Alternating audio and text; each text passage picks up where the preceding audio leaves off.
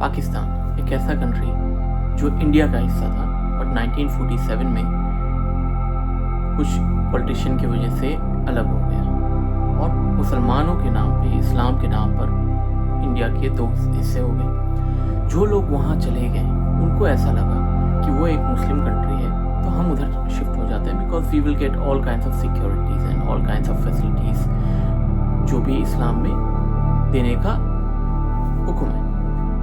लेकिन आज की रियलिटी ऐसी है कि ऐसा कुछ भी नहीं मिल रहा है। ये हमारा पर्सपेक्टिव है, बट रियलिटी क्या है? क्या वो लोग वहाँ जो भी रहते हैं वो सेफ हैं? क्या उनकी एजुकेशन सिस्टम सही है? क्या वहाँ के लोगों को ब्रेन वॉश किया जा रहा है? क्या वहाँ की गवर्नमेंट खुद कंट्री चलाती है या फिर आर्मी कंट्री चलाती है? क्या वहाँ की कंट्री सिर्फ और सिर्फ एक टेरर बेस्ड कंट्री है या फिर ये सारा का सारा एक परसेप्शन क्रिएट किया गया है? एक्चुअली में फ़ायदा किसको हुआ इंडिया और पाकिस्तान अलग करने का? ये सारी बातें आज हम जानेंगे मिस्टर खालिद से, जो कि एक इमिग्रेंट है who came from Pakistan to Spain and then he shifted to UK to live his life. Okay, Khalid bhai, Assalamu alaikum. Welcome to my podcast. Thank you so much. Thank you for coming here. Thank you. Appreciate. तो आज हम जानना चाहते हैं और अपने country के लोगों को बताना चाहते हैं कि पाकिस्तान और पाकिस्तान की जनता क्या सोचती है इंडिया के बारे में, और एक नॉर्मल पाकिस्तानी इंडियंस को किस नज़र से देखती है, प्लस वो खुद कैसे रह रहे हैं पाकिस्तान में। अभी मैं एज ए पाकिस्तानी इंडिया के बारे में कोई भी बात करता हूँ ना, या सोचता हूँ, या चाइल्डहुड से जो इंडिया के बारे में पाकिस्तानी इसके व्यूज़ हैं, तो बेसिकली आप सोच भी नहीं सकते कि पाकिस्तानी ये इंडिया को कितना ज़्यादा लाइक करते हैं। उसकी कुछ रीज़न है। There two aspects, one is what happening in politics और other what is on ground reality. So Pakistani peoples को तो इतना हमारी आप कोई भी पॉलिटिक्स देख लेंगे ना अगर पाकिस्तान की, तो आप कभी भी एंटी इंडिया जो है ना कोई डिस्कशन नहीं देखते। आप चाहे हम लोग जो होते हैं पाकिस्तान के अंदर, हम अपने पॉलिटिशियंस को जी भर के क्रिटिसाइज करते हैं। जो हमारे मुंह में आता है हम कहते हैं पाकिस्तानी पॉलिटिशियंस को। और हमारे जो लीडर्स हैं, चाहे वो नवाज शरीफ है, सरदारी है, इमरान खान है, आप खुद भी देख लें हमारे जितने इलेक्शंस हो रहे होंगे, हमारी डिस्कशन का हिस्सा इंडिया नहीं होता। अगर हमारी डिस्कशन चूंकि इंडिया के बारे में नहीं होती, तो फिर लोगों के ज़हनों में ना वो नेगेटिविटी नहीं आती किसी कंट्री के बारे में। थोड़ा बहुत न्यूज़ चैनल्स चूंकि पाकिस्तान में इंडिया के देखे जाते हैं, काफ़ी हद तक देखे जाते हैं, तो न्यूज़ चैनल से थोड़ा सा जब हम लोग इंडियन चैनल्स देखते हैं तो हमें फील होता है कि पता नहीं इंडिया के अंदर ना Pakistan is a huge country who is going to attack India और समथिंग लाइक दैट, और टेररिज्म और these all type of stuff हम जो है इंडियन चैनल पे देखते हैं। सो उसका इम्पैक्ट हमारे लोगों के ऊपर ये पड़ता है कि हमारे लोग जो है ना वो इंडिया के बारे में नेगेटिविटी में जाते ही नहीं हैं। हमारे लोगों की जो चल रही होती है वो बस मूवीज और क्रिकेट की हद तक हम लोग इंडिया के बारे में सोच रहे होते हैं, उससे ज़्यादा नहीं। और उससे ज़्यादा हमारा कोई नहीं होता कि इंडिया की इंटरनल पॉलिटिक्स क्या है, वहाँ पे लोगों के साथ क्या हो रहा है। नहीं, हम अपने लोगों के ऊपर फोकस करें। उसकी बड़ी रीज़न है हमारे जो पॉलिटिशियंस हैं वो इंडिया को डिस्कस नहीं कर रहे होते। तो इसलिए मेरे ख्याल में तो हम लोग ऐसी सोच, हमें अब पाकिस्तान में आप किसी भी इंडियन एक्टर का पूछेंगे तो वो हर बंदे को पता होता है उसकी रीज़न क्या है। आप किसी भी कंट्रीज की मूवीज और चीज़ें देख रहे होते हो जो भी मीडिया के ऊपर चल रही होती है, जब आप वहाँ का कल्चर, वहाँ के लोगों को लाइक कर रहे होंगे, तो वो इंडियंस हमें अपने जैसे ही लगते हैं। आई मीन हमें तो किसी तरह को कोई फर्क नहीं, जैसे हम पाकिस्तानी हैं बस वो इंडियन है। हम डिवाइड हो चुके हैं वहाँ पे। There two theories, you know, I mean Jinnah साहब की अपनी थिंकिंग थी और गांधी साहब की अपनी थिंकिंग थी। दो डिफरेंट माइंडसेट थे, और गोरों का भी एक स्टाइल है, डिवाइड एंड रूल। एग्जैक्टली। सो वो सारी तो जिन्ना साहब एक्चुअली में क्यों चाहते थे कि पार्टीशन हो? हमारे इंडिया में एक अलग पर्सपेक्टिव है इसको लेकर कि वो एक मुस्लिम कम्युनिटी के लिए एक अलग कंट्री चाहते हैं, बट एक्चुअली में ऐसा ही है या ऐसा नहीं है, या कोई और रीज़न था? बेसिकली ये था कि जब हिंदू, मुस्लिम, सिख सब लोग सब कॉन्टिनेंट से जो ब्रिटेन रूलर्स के अगेंस्ट फाइट कर रहे थे ना, उस टाइम तो सब सेम थे। उसके बाद चूंकि मुस्लिम जो थे वो मिनॉरिटी में थे, हिंदू एज ए मेजॉरिटी, सो जिन्ना साहब प्लस उनके जो अलाइज थे, जो उनके साथ थे, उनके जहन में एक चीज थी कि यार हम लोग अभी इतनी लंबी फाइट करके ब्रिटेन के खिलाफ हमने इंडिपेंडेंस ली है, हम नहीं चाहते कि इसके बाद ये लंबी लड़ाई हमें दोबारा हिंदुओं के अगेंस्ट चलनी पड़े या लड़नी पड़े। क्योंकि उस टाइम एक्चुअली गांधी साहब की भी मेंटालिटी कुछ इस तरह की थी, he was not a negative person और negative way of thinking type of person, लेकिन वहां पे कुछ और बिहाइंड द सीन कुछ लीडरशिप होती है जिनसे आप चूंकि जिन्ना साहब ये सारी कांग्रेस के मेंबर भी थे, आपको पता होगा जी बिल्कुल। 1916 में जो है ना उन्होंने मुस्लिम लीग स्टार्ट की, उससे पहले वो कांग्रेस में थे, तो he knows the mentality of other leaders what they are thinking after getting the independence from the Britains. So इस बेस पे जो है ना जिन्ना साहब के ज़हन में ये चीज चल रही थी कि यार ये कितनी लंबी फाइट हमने की है, अब उसके बाद हमें दोबारा लड़ाई नहीं करनी, और इससे पहले कि फिर हम आपस में लड़ें, अगर आप हिंदुस्तान की आप अगर हिस्ट्री देखें तो मोर और लेस सब हिंदू ही थे पहले। हम अब मुस्लिम हैं, हमारे अगर बाप दादा के पास चले जो कोई हिंदू का कोई सिख होगा, सिखों से पीछे चले जाएं तो सब हिंदू होंगे, हिंदुओं से पीछे चले जाएं तो बुद्धिस्ट होंगे, या आई मीन जो भी इस रीजन की हिस्ट्री है, हम सब एक लोग हैं, हमारा खाना पीना उठना बैठना सब एक है। तो वो रिलीजन बेस पे Quaid-e Azam he was Mohammad Ali Jinnah he was afraid to get freedom from one nation and then become slaves for the others.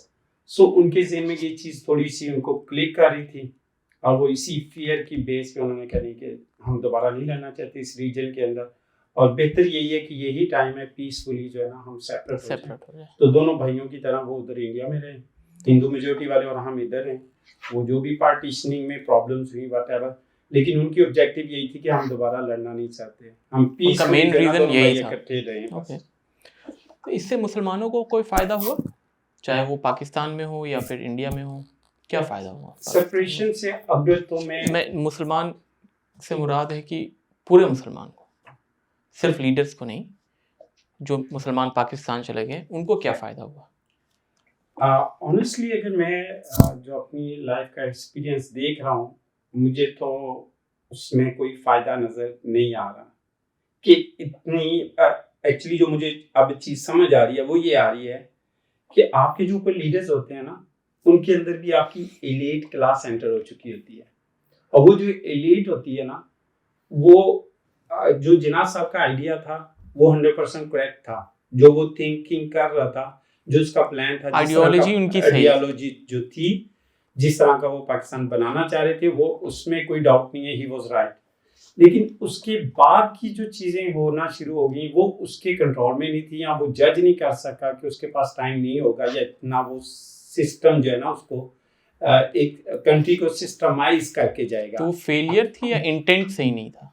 I mean fail हो गए सही करने में, या फिर वो खराब जानबूझ करके किया गया? जो वो करके गए, जो नहीं, उनके बाद जो है, जो एक इंसान होता है वो अपना एक टारगेट पूरा करता है, उसका जो टारगेट था, जो उसकी थिंकिंग थी, जो उसकी आइडियोलॉजी थी, उसके मुताबिक उसने बिल्कुल ठीक कर दिया।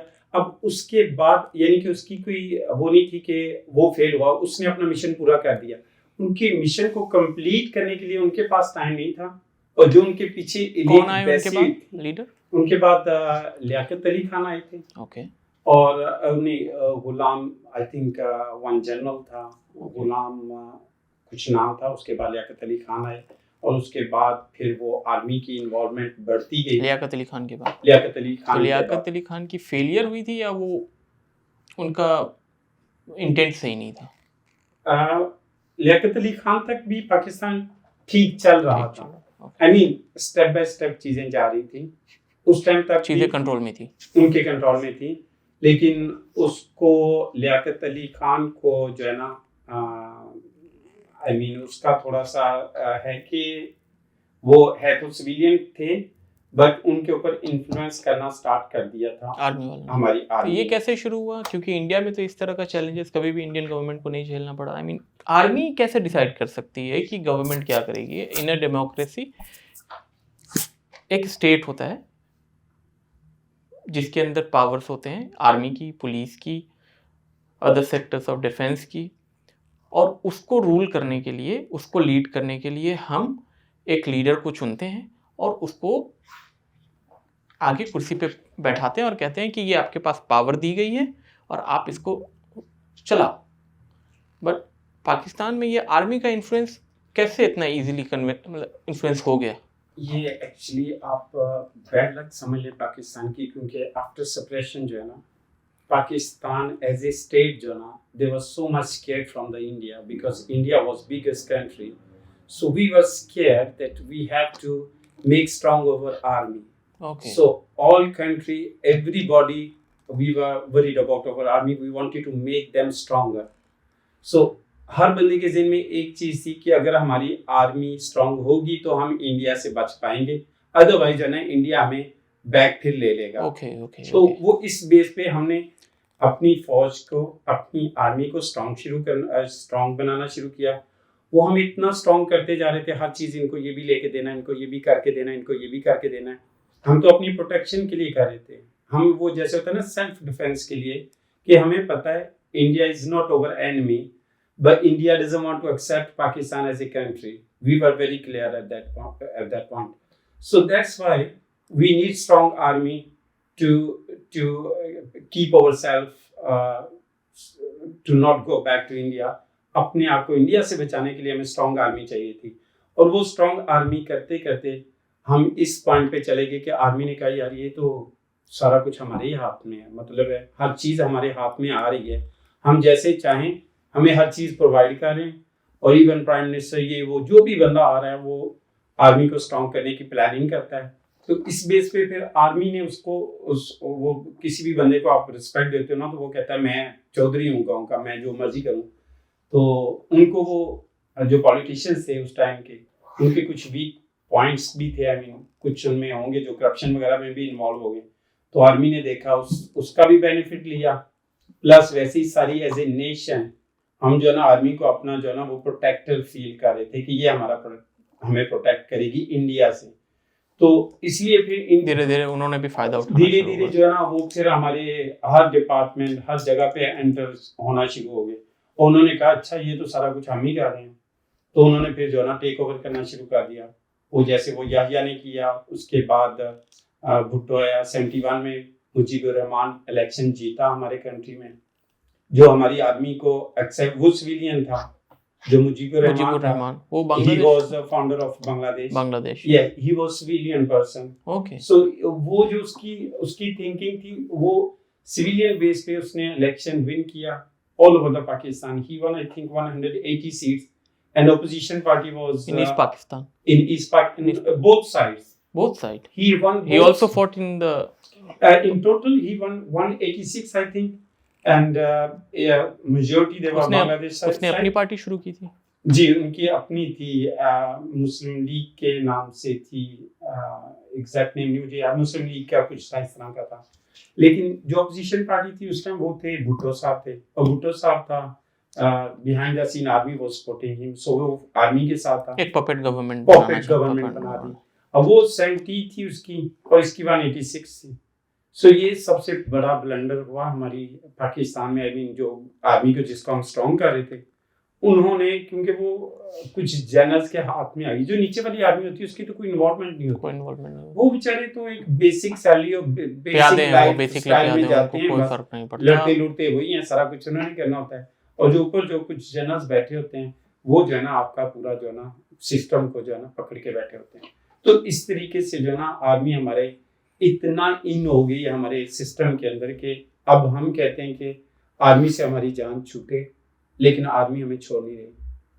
और शायद पाकिस्तान को ना इंडिया ने ना किसी और कंट्री ने इतना लॉस और नुकसान पहुंचाया जितना हमारी फौज ने हमारे कंट्री को खुद नुकसान पहुंचाया. तो बेसिकली पाकिस्तान के लिए असल थ्रेट उसके नेबरिंग कंट्रीज या कोई दूसरी कंट्री नहीं है, उसकी अपनी फौज ही है जो कि अपने लोगों के साथ गलत कर रही है और गलत होता हुआ देख भी रही है।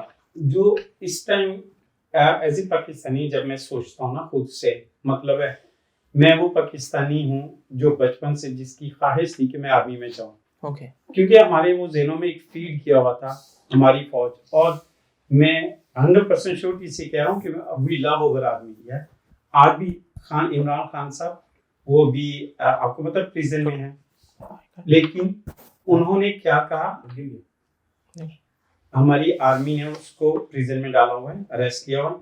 इसके बावजूद वो कहता है पाकिस्तान भी मेरा है और आर्मी भी मेरी है, यानी कि स्टिल वी लव देम। ये ऐसा नहीं है कि हम उनसे नफरत करना शुरू हो गया अपनी आर्मी से। हमें नफरत है कुछ जनरल से जिनके कंट्रोल में पूरी आर्मी है, और वो जो जनरल्स है ना, उनसे जितना इस पाकिस्तान को लॉस हुआ ना वो किसी चीज़ से नहीं हुआ। और वो हम अब रियलाइज कर रहे हैं। क्यों रियलाइज कर रहे हैं? क्योंकि हम लोग अब पाकिस्तान से बाहर हैं, दूसरी दुनिया को देखते हैं। जब हम इधर यूके को देखते हैं, स्पेन में देखते हैं, स्पेन को देखते हैं, तो ये हम दुनिया की हिस्ट्री को पढ़ते हैं। मैंने बताया ना आपको, जब आप एक कंट्री के अंदर होते हैं, जब इंडिया के अंदर आप हो, तो कोई भी हिंदू है या कोई भी बंदा है वो मुसलमान को कहता है कहो जय श्री राम, ये वो इस तरह की वो छोटी छोटी बातें कर रहे होते हैं। वही लोग जब इधर आ जाएंगे ना यूरोप के अंदर, तो वो उस दायरे से बाहर निकल आएंगे। उनका जो थिंकिंग लेवल है ना, वो बहुत बड़ी चीजें सोचना शुरू कर देंगे। तो वही हमारे भी यही सिस्टम, जब मैं बाहर आया तो फिर मैंने रियलाइज किया। मैं बचपन से फौज, आर्मी आर्मी, इतना प्यार, इतना लव। कोई फौजी जा रहा होता तो हम लोग प्यार से सल्यूट करते थे, स्पेशली मैं। लेकिन एक टाइम अब रियलाइज किया है, आप बड़े होते हो, आप चीज़ों को एनालाइज करते हो, अपनी मिस्टेक्स लाइफ में देखते हो, दूसरे लोगों को देखते हो, तो अब रियलाइज करते हो यार नहीं, there is something going wrong with this country. So what is going wrong? So we have to realise over mistakes. So mistakes, big mistake in Pakistan. I mean, such a beautiful country. We have deserts. We have tallest mountains in the world. We have beautiful landscape, tourism, everything we have. But unfortunately, corruption. We consider as a third world country in the world, poor country, that like we are suffering for everything. अगर आप पाकिस्तान के देहात में भी जाए ना, तो आपको लाइफस्टाइल बड़ा अच्छा लाइफस्टाइल मिलता है, इतनी गुर्बत के बावजूद भी। तो अगर हमारी जो फौज या आर्मी की अगर इन्वॉल्वमेंट ना हो पॉलिटिक्स में, प्लस अपने पॉकेट्स को डालना, जब मर्जी एक को निकाला दूसरे को ले आए, दूसरे को निकाला तीसरे को ले आए, तो वो जो उनकी ग्रीड है ना, पावर की ग्रीड। तो ये प्राइम मिनिस्टर चाहिए ही क्यों, फेस चाहिए ही क्यों, जब सब लोग जानते हैं, पूरी कंट्री जानती है, पाकिस्तान के लोग भी जानते हैं कि पावर आर्मी के हाथ में है, प्राइम मिनिस्टर के हाथ में है ही नहीं। तो फिर पपेट गवर्नमेंट आर्मी को चाहिए ही क्यों? थोड़ा सा आर्मी का, आप जब टोटली डिक्टेटरशिप आ जाती है, फिर आपकी थोड़ी बहुत प्रॉब्लम्स होती हैं वेस्टर्न वर्ल्ड के साथ, थोड़ी बहुत होती हैं, बहुत ज़्यादा नहीं। बेसिकली तो वेस्टर्न वर्ल्ड को भी कुछ पॉपेट्स अच्छे लग रहे होते हैं, चाहे वो जनरल्स हों, चाहे वो लीडर्स हों, पॉलिटिशियंस हों।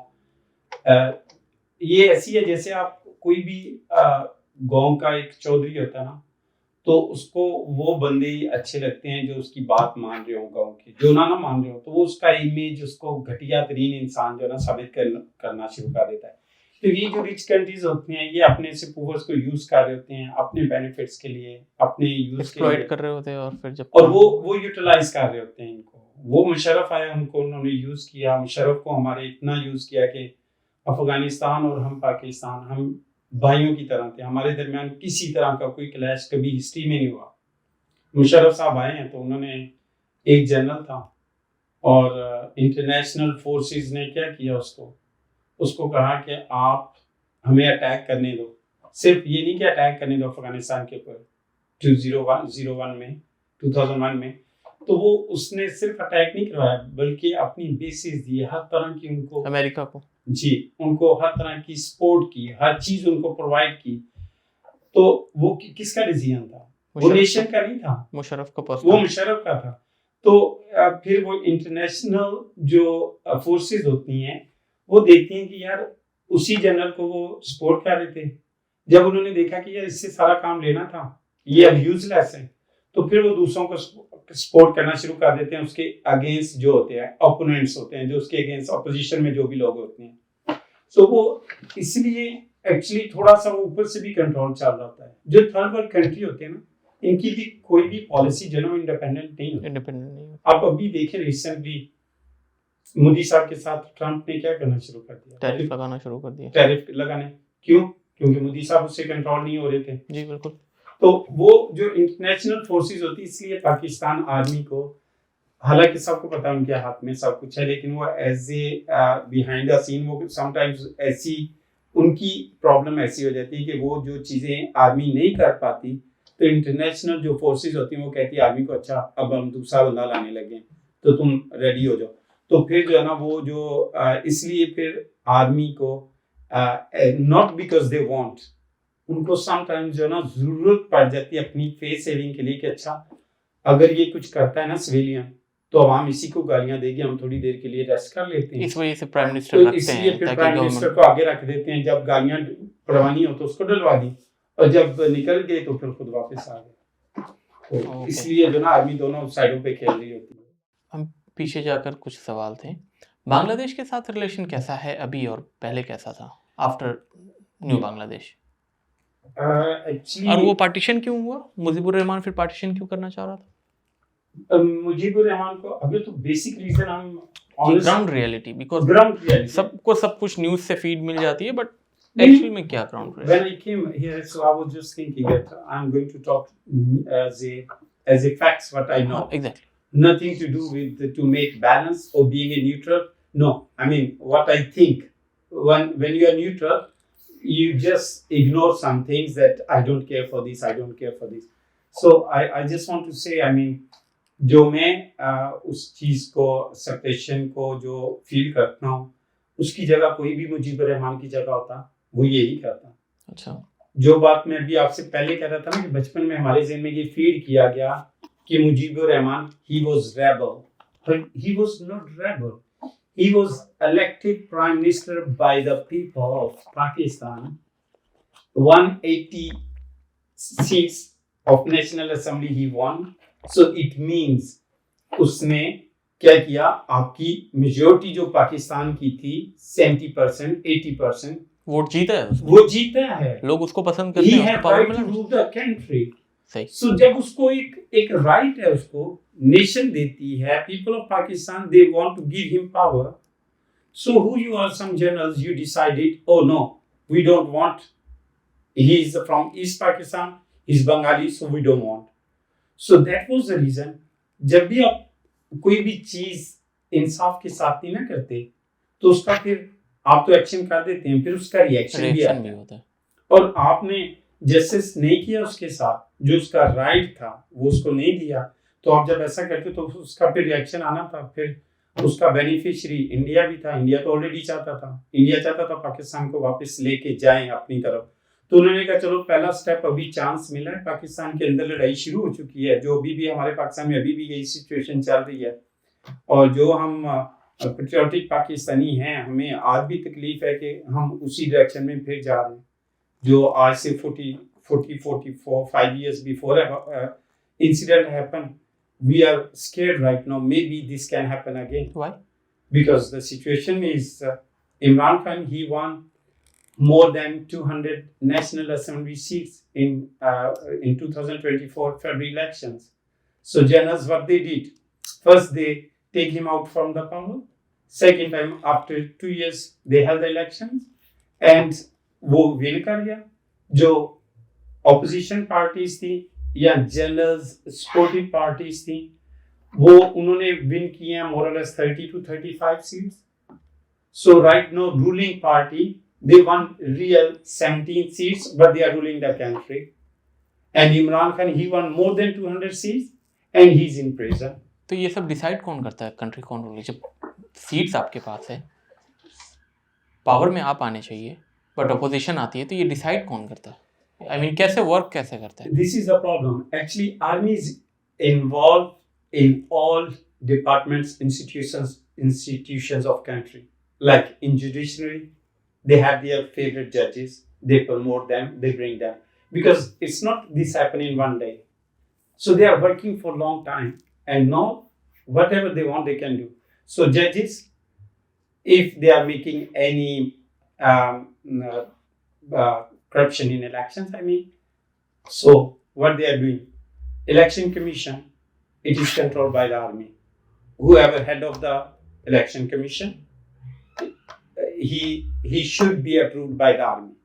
Okay. Whoever judge, if we have 17 judges in Supreme Court, so there must be 10 to 12, they are army supported judges.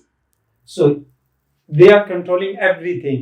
So Imran Khan, he won the election from the locals in every National Assembly region.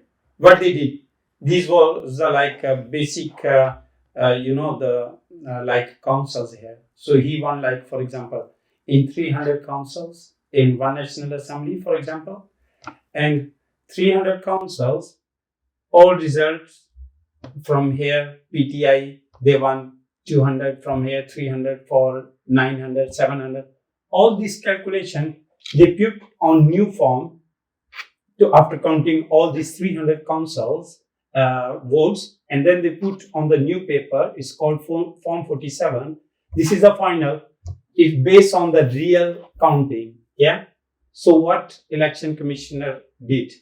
He write here straight away. He doesn't care for what happened, what was the real vote. He write here, Nawaz Sharif party, he won 150,000 votes. And Imran Khan party, they won 125,000 votes. So who is winner? Nawaz Sharif. Nawaz Sharif. So who is doing this? Election Commission. Election Commission, who is controlling?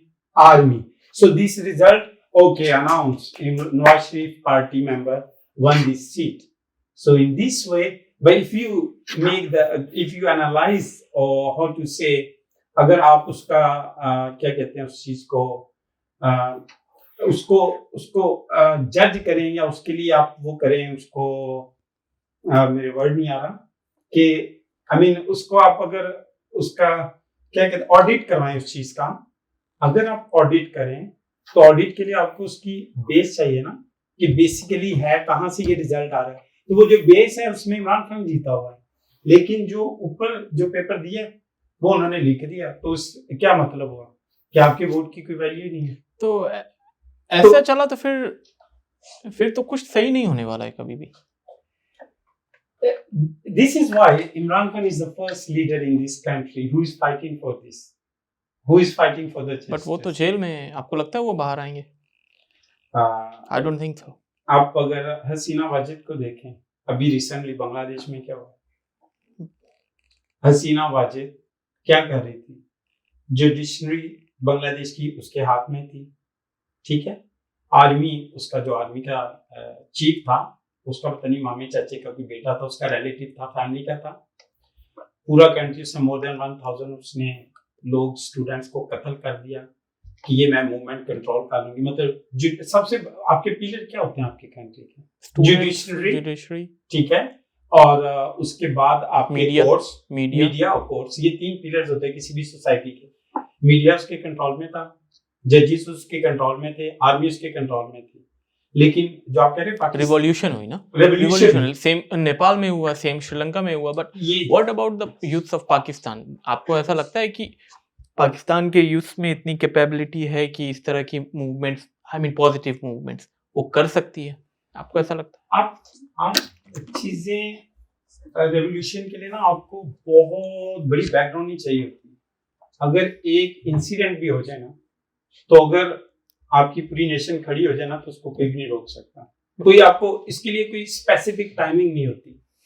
आप ये कभी भी शुरू हो सकती है, कैसे भी शुरू हो सकती है, बट कभी लम्हे भी शुरू हो सकती है. बट एक कंस्पिरेसी तो ये भी है ना कि बांग्लादेश में जो गवर्नमेंट चेंज हुई, श्रीलंका में जो गवर्नमेंट चेंज हुई, नेपाल में जो गवर्नमेंट चेंज हुई, ये सब वेस्टर्न कंट्रीज ने करवाई है, और पाकिस्तान के पीछे वेस्टर्न कंट्रीज का सपोर्ट है, बिकॉज अमेरिका को पाकिस्तान की ज़रूरत है to neutralise China and India. China needs Pakistan to neutralise India and counter southern of Asia. तो फिर पाकिस्तान गवर्नमेंट या पाकिस्तान आर्मी फॉल हुई तो इन दोनों के पावर्स भी फॉल होंगे। ऐसे ही है ना, इमरान खान पावर से इसलिए गया क्योंकि उसने आर्मी की बात नहीं सुनी। हो सकता है उसने वेस्टर्न कंट्रीज के सामने हाथ भी ना फैलाए हो या फिर झुका भी ना हो, इसलिए वो अंदर गया। क्योंकि अगर उसने कॉम्प्रोमाइज कर लिया होता तो आज वो जेल में नहीं होता। जो भी कॉम्प्रोमाइज होते हैं वो सफर नहीं करते हैं। आज अगर इंडियन गवर्नमेंट कॉम्प्रोमाइज नहीं है तो फॉर एन एग्जांपल, अगर इंडियन गवर्नमेंट में कोई बंदे छोटे मिनिस्टर्स को ही पकड़ ले, अगर वो कॉम्प्रोमाइज नहीं है तो उसने भी काफी सारे स्कैम किए हैं, उसने भी काफी सारे करप्शन करे, तो अकाउंटेबिलिटी तो ले ली होती। लेकिन वो मिला हुआ है ऊपर पावर से, इसलिए उसके अगेंस्ट कोई एक्शन नहीं लिया जा रहा है। तो सेम विद पाकिस्तान, तो पाकिस्तान तो ऐसे फॉल नहीं कर सकता।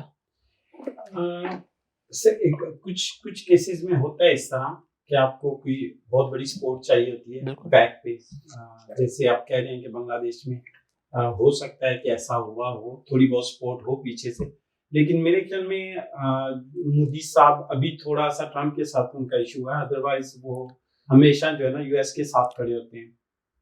जब भी आप इंडिया की कोई भी लाइन देख लें, अगर इसराइल के अगेंस्ट है तो इंडिया साथ खड़ा होगा, और इसराइल और USA always same page. Even Indian people, I'm sure, they are against Israeli policies. What Israel doing in Gaza? Everybody knows they are killing innocent kids, genocide. Women. Everybody knows genociding. They are killing. I mean, I lived in Spain, and I know Spanish people how much they hate Israeli policies. Really? Yeah, of course. They don't think that they are close to Europe and they are more close than Muslims and whatever these all things.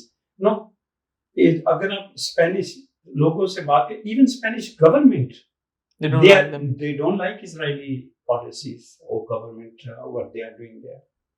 So कुछ levels के ऊपर जाके आप हो सकता है कि आप थोड़ा बहुत उनको कोई सपोर्ट हो, जो ऑपोजिशन पार्टी जिन्होंने हसीना वाजिद को निकाला। बट जो आप थ्योरी कह रहे हैं कि मोदी की वजह से, जैसे वेस्टर्न वर्ल्ड ने थोड़ा बहुत मोदी से मुंह साइड पे किया, तो वो कुछ टाइम के लिए था, अब उसके बाद वो चीजें फिर ऑर्गेनाइज होना शुरू हो गई हैं। कुछ इश्यूज के ऊपर था, और उसके बाद हम लोग भी उसका इफेक्ट पाकिस्तान के ऊपर भी देख रहे थे। ट्रम्प पाकिस्तान को ऐसे ट्रीट कर रहा था जैसे ट्रम्प जो है ना वो हमारा जो है ना स्लेव, हमारे घर का बंदा है। तो we know what he was doing. I mean वो कोई डिफिकल्ट मूवमेंट नहीं थी, ये सारा एक ड्रामा चल रहा है, वो सब ड्रामा चल रहा है। वो मोदी को डराने के लिए हमें ऊपर कर रहे थे, फिर वाइस वर्सा करेंगे वो, और कुछ नहीं वो करते हैं। और ये बड़ी पावर्स होती हैं, वो यही कार्य होती है, छोटों को लड़ा के जो कुछ करना है। उन्होंने क्या करना होता है, अपने वेपन सेल आउट करने होते हैं, अपनी प्रोडक्ट सेल आउट करनी होती है दूसरे कंट्रीज में, और नेचुरल रिसोर्सेज लेना होता है, नेचुरल रिसोर्सेज लेने होते हैं, और हमेशा उन्हें कॉन्फ्लिक्ट में बिजी रखना होता है ताकि वो आगे ना निकले। हाँ, उनके अंदर वो चीजें ना है कि वो सोचे उनकी यूथ जो है वो पढ़े लिखे, उनको कोई फर्क नहीं पड़ता। उनका विजन दूसरा है, उनका विजन दुनिया पे राज करने का। उनका विजन ये नहीं है कि मुझे लेफ्ट और राइट में हिंदू मुस्लिम में लड़ाई करके सिर्फ इसी कंट्री तक सीमित रहनी है। उनका विजन दूसरा है, उनको दुनिया चलाने, उनको कंट्री नहीं चलानी, ठीक है ना। उनको 100 करोड़ या एक कंट्री या 4 स्टेट या 20 स्टेट को नहीं रूल करना, उनको दुनिया पे रूल करना है। बिल्कुल ऐसी है वो, दुनिया का कंट्रोल चाहिए। तो दुनिया का कंट्रोल जब चाहिए होता है तो एटलीस्ट आपको अपने घर की खिड़की जो है ना संभाल के रखनी पड़ती है। मेरे घर की सिचुएशन ठीक रहेगी ना, मेरे कंट्रोल में, I mean control in sense कि अमेरिका में भी होता रहता है कुछ ना कुछ, चाइना में भी, चाइना में नहीं होता, अमेरिका में ये चीज़ होते रहती है। लेकिन रीज़न है, अगर वो थोड़ा बहुत वो इसलिए रखते हैं ताकि जो पब्लिक है ना वो बिजी रहे एक दूसरे के साथ, वरना फिर वो उनकी गवर्नमेंट के अगेंस्ट रिवोल्ट कर देंगे। लेकिन फिर भी वो थोड़ा बैलेंस रखते हैं। इंडिया में क्या है कि इंडिया में स्पेशली सिर्फ और सिर्फ रिलीजियन के ऊपर पॉलिटिक्स होती है। बिकॉज जैसे ही आप रिलीजियन को पॉलिटिक्स से बाहर निकालेंगे ना, तो सिर्फ बात रह जाएगी economy, education, health, defence, business, इन सब चीज़ों के बारे में। अब वो करनी नहीं है क्योंकि उसमें पीछे हैं आप। आज के टाइम पे जो जीडीपी इंडिया का 6 to 7% ग्रोथ से चल रहा है, आप आज गवर्नमेंट को न्यूट्रलाइज भी कर देंगे ना कि कोई गवर्नमेंट नहीं है, फिर भी ये जीडीपी चलता रहेगा। रीज़न है क्योंकि पॉपुलेशन बहुत है। तो मनी का जो कैश फ्लो है ना वो कंटिन्यू रहेगा। हाँ, इतनी पॉपुलेशन के साथ जब आप लोगों को सिर्फ और सिर्फ भीड़ नहीं देखेंगे, एज ए यूटिलिटी देखेंगे ना, तो आप बहुत कुछ कर सकते हैं। दुनिया पे हुकूमत कर सकते हैं। लेकिन ये नहीं करना ना उनको। क्यों? क्योंकि सब लोग अपनी रोटी सेकने में। इंडिया सुपर पावर नहीं बनेगा। पॉसिबल है क्योंकि जो पॉलिटिशियंस है ना, जो पहले पॉलिटिशियंस थे, जो आज के पॉलिटिशियंस है, वो सारे पर्सनल ग्रीड के चक्कर में फंस गए। जो अभी की गवर्नमेंट है वो कुछ नहीं कहेगी, क्योंकि जो बड़े बिजनेसमैन है अडानी, वो अमेरिका के डीओजे के प्रोब में है, वहां से उनके लिए वारंट निकला हुआ है। ठीक है। फिर अपनी कंट्रीज के काफी सारे बिजनेसेस बांग्लादेश में थे, गवर्नमेंट चला गया, बिजनेसेस का चला गया। चाइना पाकिस्तान को बैलेंस कर रहा है, नेपाल की गवर्नमेंट चली गई, उसका बिजनेस चला गया।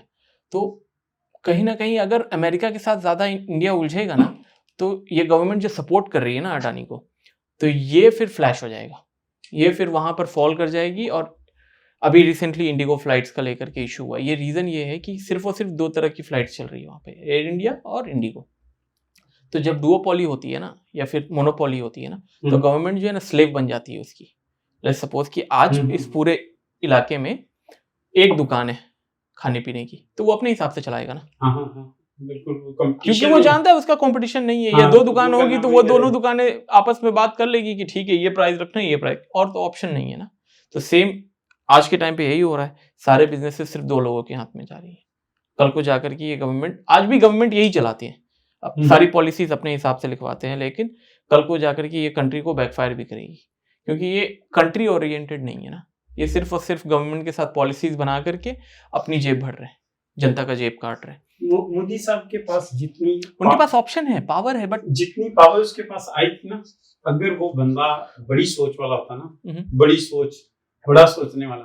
और खान साहब को देखें, जैसे वो आए हैं ना, उन्होंने क्या किया, ये जो करतारपुर कॉरिडोर खोला है, it was really big initiative for the peace of this region. उसने ये इतना बड़ा इनिशिएटिव लिया था ना कि हम सोच भी नहीं सकते। शायद हिस्ट्री में हमारे बच्चे जाके सोचेंगे यार उसने ये किस बंदे ने इतना बड़ा इनिशिएटिव लिया था। वो देखने को छोटा सा क्या किया जी, बॉर्डर खोल दिया। अब उसने सिर्फ पीस के लिए ये नहीं कहा कि हम आपके लिए खोल रहे हैं बॉर्डर, आप भी हमारे लिए खोलो। उसने ये डिमांड नहीं की, उसने अपने हिसाब से एक स्टेप तो लिया ना। उसने कहा मैं स्टेप लेता हूँ, ये अभी नहीं, कल नहीं, परसों नहीं, हमारी जनरेशन में ना थोड़ा बहुत चेंजेस आएंगी इसकी बेस के ऊपर। और वो चेंज अभी पता नहीं लोगों को फील हो रहा है या नहीं, लेकिन अभी जो आप एनुअली देखें पाकिस्तान के अंदर, तो मेरा ख्याल मोर और less 0.7 to 1 million more less जो है ना, 7 to 100,000 पीपल जो है ना every year Indians they are visiting Pakistan from all over the world. So जब पहले तो बिल्कुल नहीं था ना, पहले तो एनुअली जो है ना 10-15,000 और मे बी 100,000, अब वो नंबरिंग जो है ना 100 of thousands पीपल में चली गई है, और वो कर रहे हैं एवरी ईयर, और ये इंक्रीज कर रहा है। अब इसका इम्पैक्ट क्या हो रहा है, जो लोग जाते हैं, अभी आपसे वो मैं कह रहा था कि अभी पिछले दिनों जो जर्नलिस्ट आया था, क्या विक्रांत गुप्ता, आप उसका वो इंटरव्यू देखें, तो मैं being a Pakistani I am always proud, लेकिन मुझे खुशी हो रही थी कि इंडियन आकर के खुश है, मेरे इंडियन आके इतना खुश हो रहा है। और ये उसके लिए नहीं है, ये मुझे खुद, मैं जब छोटा था तो मैं किसी सिख, क्योंकि वो जब जाते हैं ना तो वो थोड़े से प्रोमिनेंट होते हैं, तो मैं देख के तो मुझे दिल करता था यार इनको घर लेके जाऊं या इनको कोई खाना शाना मेहमान नवाजी करूं, क्योंकि हमारे लिए वो एक दूसरी वर्ल्ड है। तो हमें ये भी होता है कि यार नहीं, जो है ना नेबर्स हैं, हम सेम है। मैं इधर स्पेन में जॉब कर रहा था, तो मेरे साथ ना कुछ ना सिख लोग काम करते थे, हिंदू भी थे, सिख भी थे। हम लोग 9 to 10 फ्रेंड्स थे जो हम लोग एक ही क्लब में ना जॉब कर रहे थे।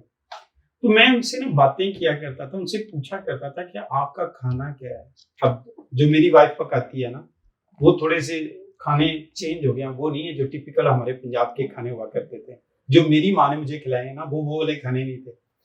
तो मैं उनसे पूछता था ना चीजें, वो पंजाबी के टिपिकल हमारे रीजन के खाने, तो वो मुझे से कहते थे आप वो भी खाने हैं, सानू भी पता है खाने वाला, मेरी भी बेबे पकांदी सी, मेरी भी अम्मा पकांदी। और यकीन करें मैं इमोशनल हो जाता था, मैं कहता था यार we are same, we are same. Why we are fighting? For what reason we are fighting? Same है, इस कंट्री में आकर के कोई इंडिया पाकिस्तान की बातें नहीं करते हैं। नहीं होता ऐसा। कोई इंडियन पाकिस्तान के साथ नहीं लड़ते हैं, कोई पाकिस्तानी इंडियंस के साथ नहीं लड़ते हैं, सबको एक दूसरे के साथ काम करना पड़ता है। इस तरह की बातें लोगों के पास टाइम नहीं है ना, वो करियर ओरिएंटेड होते हैं instead of all this bullshit. आपकी जो सोच है ना, ब्रॉड हो जाती थिंकिंग है। लेवल वो ब्रॉड हो जाती है, वो बड़े लेवल पे आप सोचना शुरू कर देते हैं। आप देखते हैं यहाँ पे स्पेनिश, अफ्रीकन, एशियन, चाइनीज, सारी दुनिया इकट्ठी रह रही है। अब आप देखें ना, इंडिया के जितने भी मिनिस्टर्स हैं दुबई जाते हैं तो सबसे मिलते हैं। हाँ, सबसे मिलते हैं, कोई शिकायत नहीं होती है। इंडियंस के जितने, लेट्स सपोज जो लोग, जिन लोगों को लगता है ऐसा कि एज ए मुस्लिम से डरना चाहिए क्योंकि वो लोग टेररिज्म ज़्यादा फैलाते हैं, तो बट जब वही लोग जिनको डर लगता है इंडिया में मुस्लिम से, या फिर वो लाइक नहीं करते हैं क्योंकि टेररिज्म के नाम से ज़्यादा बदनाम है हमारा रिलीजन, बट वही लोग दुबई जाते हैं और वो सेफ फील करते हैं। क्यों? बस इसमें ये सिर्फ और सिर्फ एक पॉलिटिकली मेंटेन्ड पॉलिटिक्स का भरा हुआ कीड़ा है लोगों के दिमाग में। हमारे लोग इनोसेंट है, लेकिन जब लोग समझ लेते हैं, पढ़ लेते हैं, इसलिए एजुकेशन इंपॉर्टेंट है। आज के टाइम पर 70% इंडिया अनएजुकेटेड है। लाखों के क्वांटिटी में स्कूल्स बंद हो रहे हैं, तो लोग जब पढ़ेंगे नहीं, ऐसा नहीं है कि पढ़े लिखे लोग जाहिल नहीं होते या अनपढ़ लोगों के पास दिमाग नहीं होता, बट जब आप पढ़ लिख लेते हैं तो आपको चीजों के बारे में ज्यादा कुछ समझ में आने लगता है, आप चीजों को ज्यादा एनालाइज कर लगते हैं एटलीस्ट, ठीक है, तो वो थोड़ा रेशियो बढ़ जाता है। लेकिन एजुकेशन नहीं है। अगर 70% लोगों के पास या 60% लोगों के पास एजुकेशन नहीं है, तो आप तो उसका ब्रेन वॉश इजिली कर सकते हैं, और ब्रेन वॉश इजिली करके आप उसका वोट भी ले सकते हैं। क्यों नहीं कर सकते? क्योंकि 30% लोग तो आपको वोट नहीं करेंगे, ये आप समझते हैं और आप जानते हैं, तो आप उनके बारे में तो बात भी नहीं करेंगे और उनके तरह बात भी नहीं करेंगे। आप किनको टारगेट करेंगे? जिनसे आपको वोट लेना है, जो 60% है, उनको कुछ भी बोलो वो मान लेंगे, ठीक है।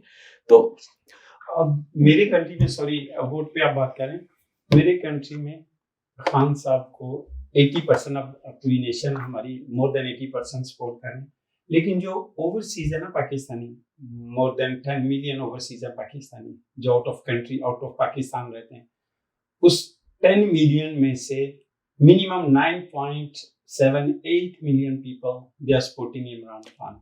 Okay, what is the reason why they are supporting Imran Khan? They came from same land, they are Pakistani. Why this huge difference? They 9.78% million people overseas, they are supporting Imran Khan, and rest maybe 200,000-300,000 they are still supporting others people. Why? So there is only one reason: education plus change of environment. When you go abroad, you can analyze, your analyzing power increase, you know what is going on, so you can analyze. They think differently. Yeah, you think differently. वो भीड़ का हिस्सा नहीं है। भीड़ का हिस्सा नहीं, भीड़ जा रहा तो बस ऐसे ही चलते जाओ, जैसे चल रहा है ऐसे ही चलता है। आपको लगता है इमरान खान को छोड़ेंगे? लाइक अगर उसने कॉम्प्रोमाइज नहीं किया तो फिर वो कैसे छोड़ेंगे? वो तो पॉसिबल नहीं लगता। आप क्योंकि उनकी पावर को थ्रेट है, क्यों छोड़ेंगे?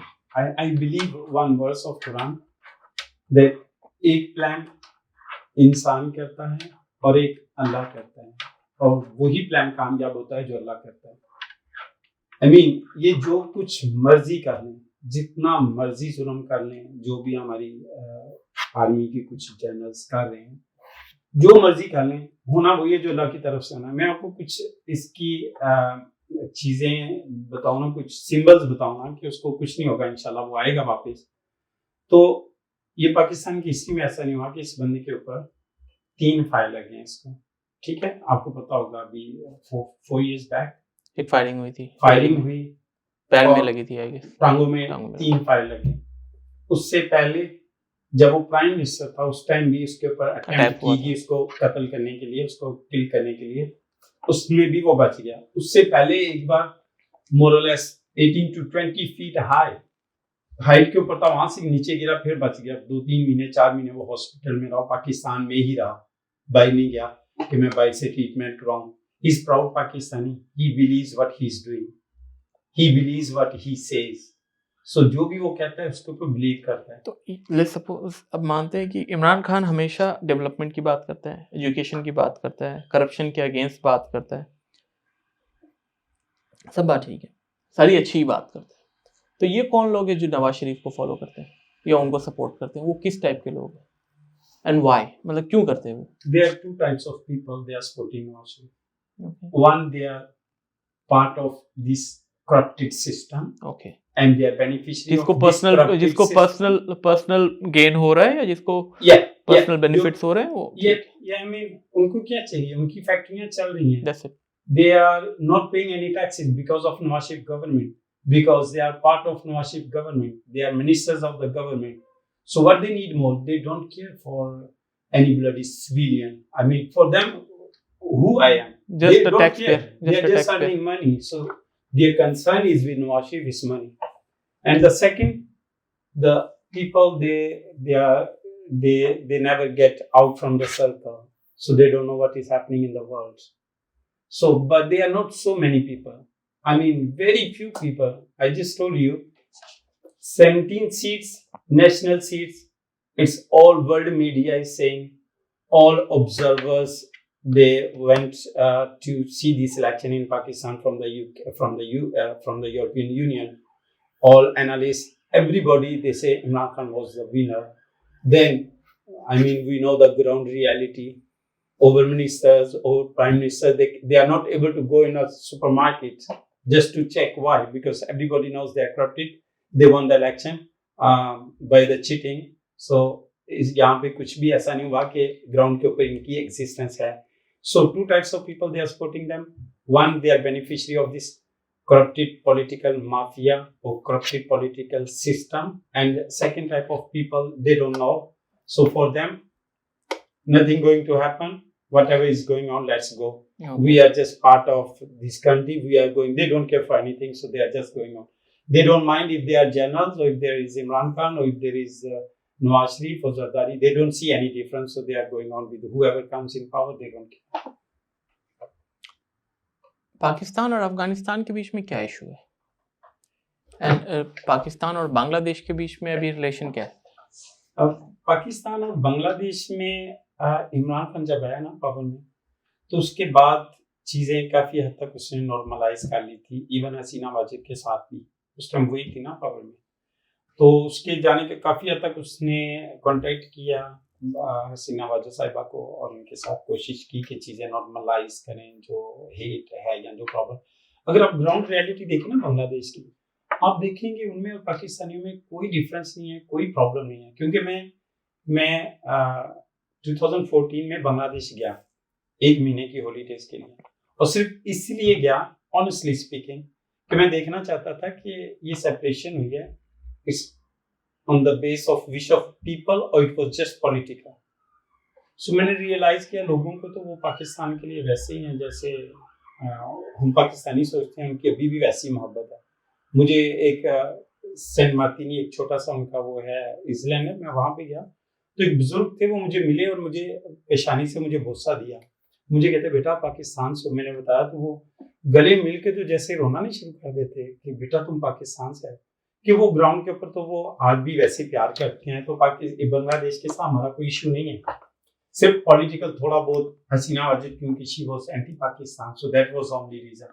If not we have very good relationship with the people and now we are getting better with the new government as well. But in case of Afghanistan, I think again there is international politics involved. Over generals, was ordered. Pakistan के साथ क्यों लड़ाई होती है? India और पाकिस्तान में लड़ाई होती है, समझ में आता है, पॉलिटिक्स है, पॉलिटिकल है. कश्मीर का सिर्फ नाम दिया जाता है, लेकिन हिंदू मुस्लिम समझ में आता है. ठीक है, पाकिस्तान भी मुस्लिम, अफगानिस्तान भी मुस्लिम, सेंस बनता है इस बात का. इसमें 2-3 हैं पॉइंट्स. एक तो ये है कि थोड़ा सा जो चीजें हो रही थी कंटिन्यूसली पाकिस्तान के अंदर, हमारे जो जनरल साहब बैठे हुए हैं, अभी मेन पावर उन्हीं के हाथ में है. शहबाज शरीफ सिर्फ just symbol of puppet or just showing peace, nothing else. He's dummy. nothing He is good for nothing. good for He is nothing. good for nothing. So उसको वो बस जो है ना वो तो ऐसे ही उसका तो कुछ नहीं है। जो हमारे जनरल साहब हैं उनका एक्चुअली था कि उनके लिए जब भी कोई प्रॉब्लम आती है ना वो कोई ना कोई इशू खड़ा कर देते हैं। अब जैसे ही पीटीआई की मूवमेंट कोई टॉप पे जा रही होती है ना, कोई conflict नया मोमेंटम conflict बन शुरू जाता है, तो फिर ये 2-3 चीजें करते हैं। या इसको जब नजर आता है कि अब यूरोपियन यूनियन के अंदर मेरा इमेज खराब होना शुरू हो गया है, ओवरसीज पाकिस्तानी मैंने आपको बताया कि मोर देन 95% सारे इमरान खान के साथ है। तो जब वो देखता है कि यार मोमेंटम बन रहा है, शायद बाहर से भी थोड़ा सा प्रेशर आए, शायद अरबों की तरफ से भी थोड़ा बहुत है, पब्लिक प्रेशर, शायद ये अंदर से भी पाकिस्तान में भी, तो मैं अब उनके अंदर और भी तो जनरल बैठे हुए हैं, अगर ये ग्रीडी है पावर के लिए, तो इसको जो नीचे हैं वो भी तो बैठे हुए हैं ना कि ये कहीं जाए तो हमारी बारी आए। एग्जैक्टली, तो वो भी चाहेंगे कि उसकी गवर्नमेंट वो भी उसकी पावर पीछे अंदर से तो गेम सारे बट पावर की greedy है अभी तो ना। उसने कुछ लॉ चेंज किया ना जिसमें उसके पास से पावर कभी जाएगी नहीं। हमारे क्या? भी जाएगी नहीं, हाँ लेकिन क्या है ये? मरने की तो उसके पास जरा इसको एक्सप्लेन करेंगे मुझे क्या है? अमेंडमेंट नहीं है ना। हाँ क्या है ये? वो इसने ये किया है कि पहले तो ये ऑलरेडी रिटायर हो चुका हुआ था। ओके, इमरान क्या नाम खान है? की आसिम government मुनीर। में, आसिम मुनीर। आसिम मुनीर। उसकी इमरान खान ने इसको उसी टाइम टर्मिनेट हो गया था, रिटायर हो गया था, और आई थिंक वो टर्मिनेट किया था इमरान खान गवर्नमेंट ने on the basis of corruption as a corrupted general. उसके बाद इसने जो है ना उसके अगेंस्ट हो गया। अब ये रिटायर हो गया था बट इसके लिंक्स तो थे ना अभी आर्मी के अंदर, तो वो इमरान खान को ऑलरेडी हमारी आर्मी ने डिस्टेबलाइज करना शुरू कर दिया। क्यों करना शुरू कर दिया? क्योंकि यूएस ने कहा हमारे जनरल से कि आप हमें बेसिस दो, हम परमानेंट बेसिस दो, हमने अफगानिस्तान को कंट्रोल रखना, अपने कंट्रोल में रखना। इमरान खान जब प्राइम मिनिस्टर था उन्होंने कहा आप हमें दोगे बेसिस? उसने कहा एब्सोल्युटली नॉट, हम किसी भी कंट्री को अपनी बेसिस किसी दूसरे कंट्री के अगेंस्ट इस्तेमाल नहीं करने देंगे। जबकि यूएस तो यूज्ड टू था, वो तो पाकिस्तान को अपनी दूसरी स्टेट समझता था, जस्ट लाइक इसराइल। वो समझते थे जो जब, क्योंकि उससे पहले मुशर्रफ ने हमारे पूरा मुल्क उनके हवाले किया हुआ था, पूरा कंट्री उनके हवाले था, जो चाहते थे वो कर रहे थे। यूएस इतना उनका इन्फ्लुएंस है कि हमें लगता ही नहीं था ये पाकिस्तान तो लेट्स सपोज कि आपकी पाकिस्तान पे यूएस के साथ साथ चाइना का भी इन्फ्लुएंस है ना? चाइना का है, लेकिन बैड लक चाइना की है। हम लोग as a Pakistani we feel ourself more close with China than US. China और US, we feel ourselves more closer to China compared to US, but in fact US helping Pakistan more than China. It's a bit क्योंकि China, मैं ये समझना चाहता हूँ कि China तो कभी भी नहीं चाहेगा कि उसके नेबर कंट्री में आकर के अमेरिका बेस बनाए, राइट? अगर पाकिस्तान में आकर के वो बेस बनाता है और बहाना देता है अफगानिस्तान को काउंटर करने के लिए, तो अफगानिस्तान में तो वो वैसे भी नहीं जीत पाया और जीत भी नहीं पाएगा, क्योंकि वो जियोग्राफिकल लोकेशन ऐसी है ना, वो जियोग्राफी से तो नहीं लड़ाई कर सकते हैं। वियतनाम में भी जाकर के मार खा कर के आए। तो चाइना इस बात को एक्सेप्ट करेगा कि वहाँ पे बेस आकर के लगाए अमेरिका? यही तो पाकिस्तान की प्रॉब्लम है कि हम लोग दो चीजों के अंदर हैं। हम लोग जो चाइना इन्वेस्टमेंट्स करता है ना, वो करता है ग्राउंड के ऊपर। उसका पाकिस्तानी वो इसलिए नहीं कह रहा कि वो पाकिस्तान को सपोर्ट करना चाहता है, वो बिजनेस देखता है, उसके अपने बेनिफिट्स हैं, उन बेनिफिट्स की बेस के ऊपर पाकिस्तान के अंदर इन्वेस्ट कर रहा है। यूएस क्या करता है?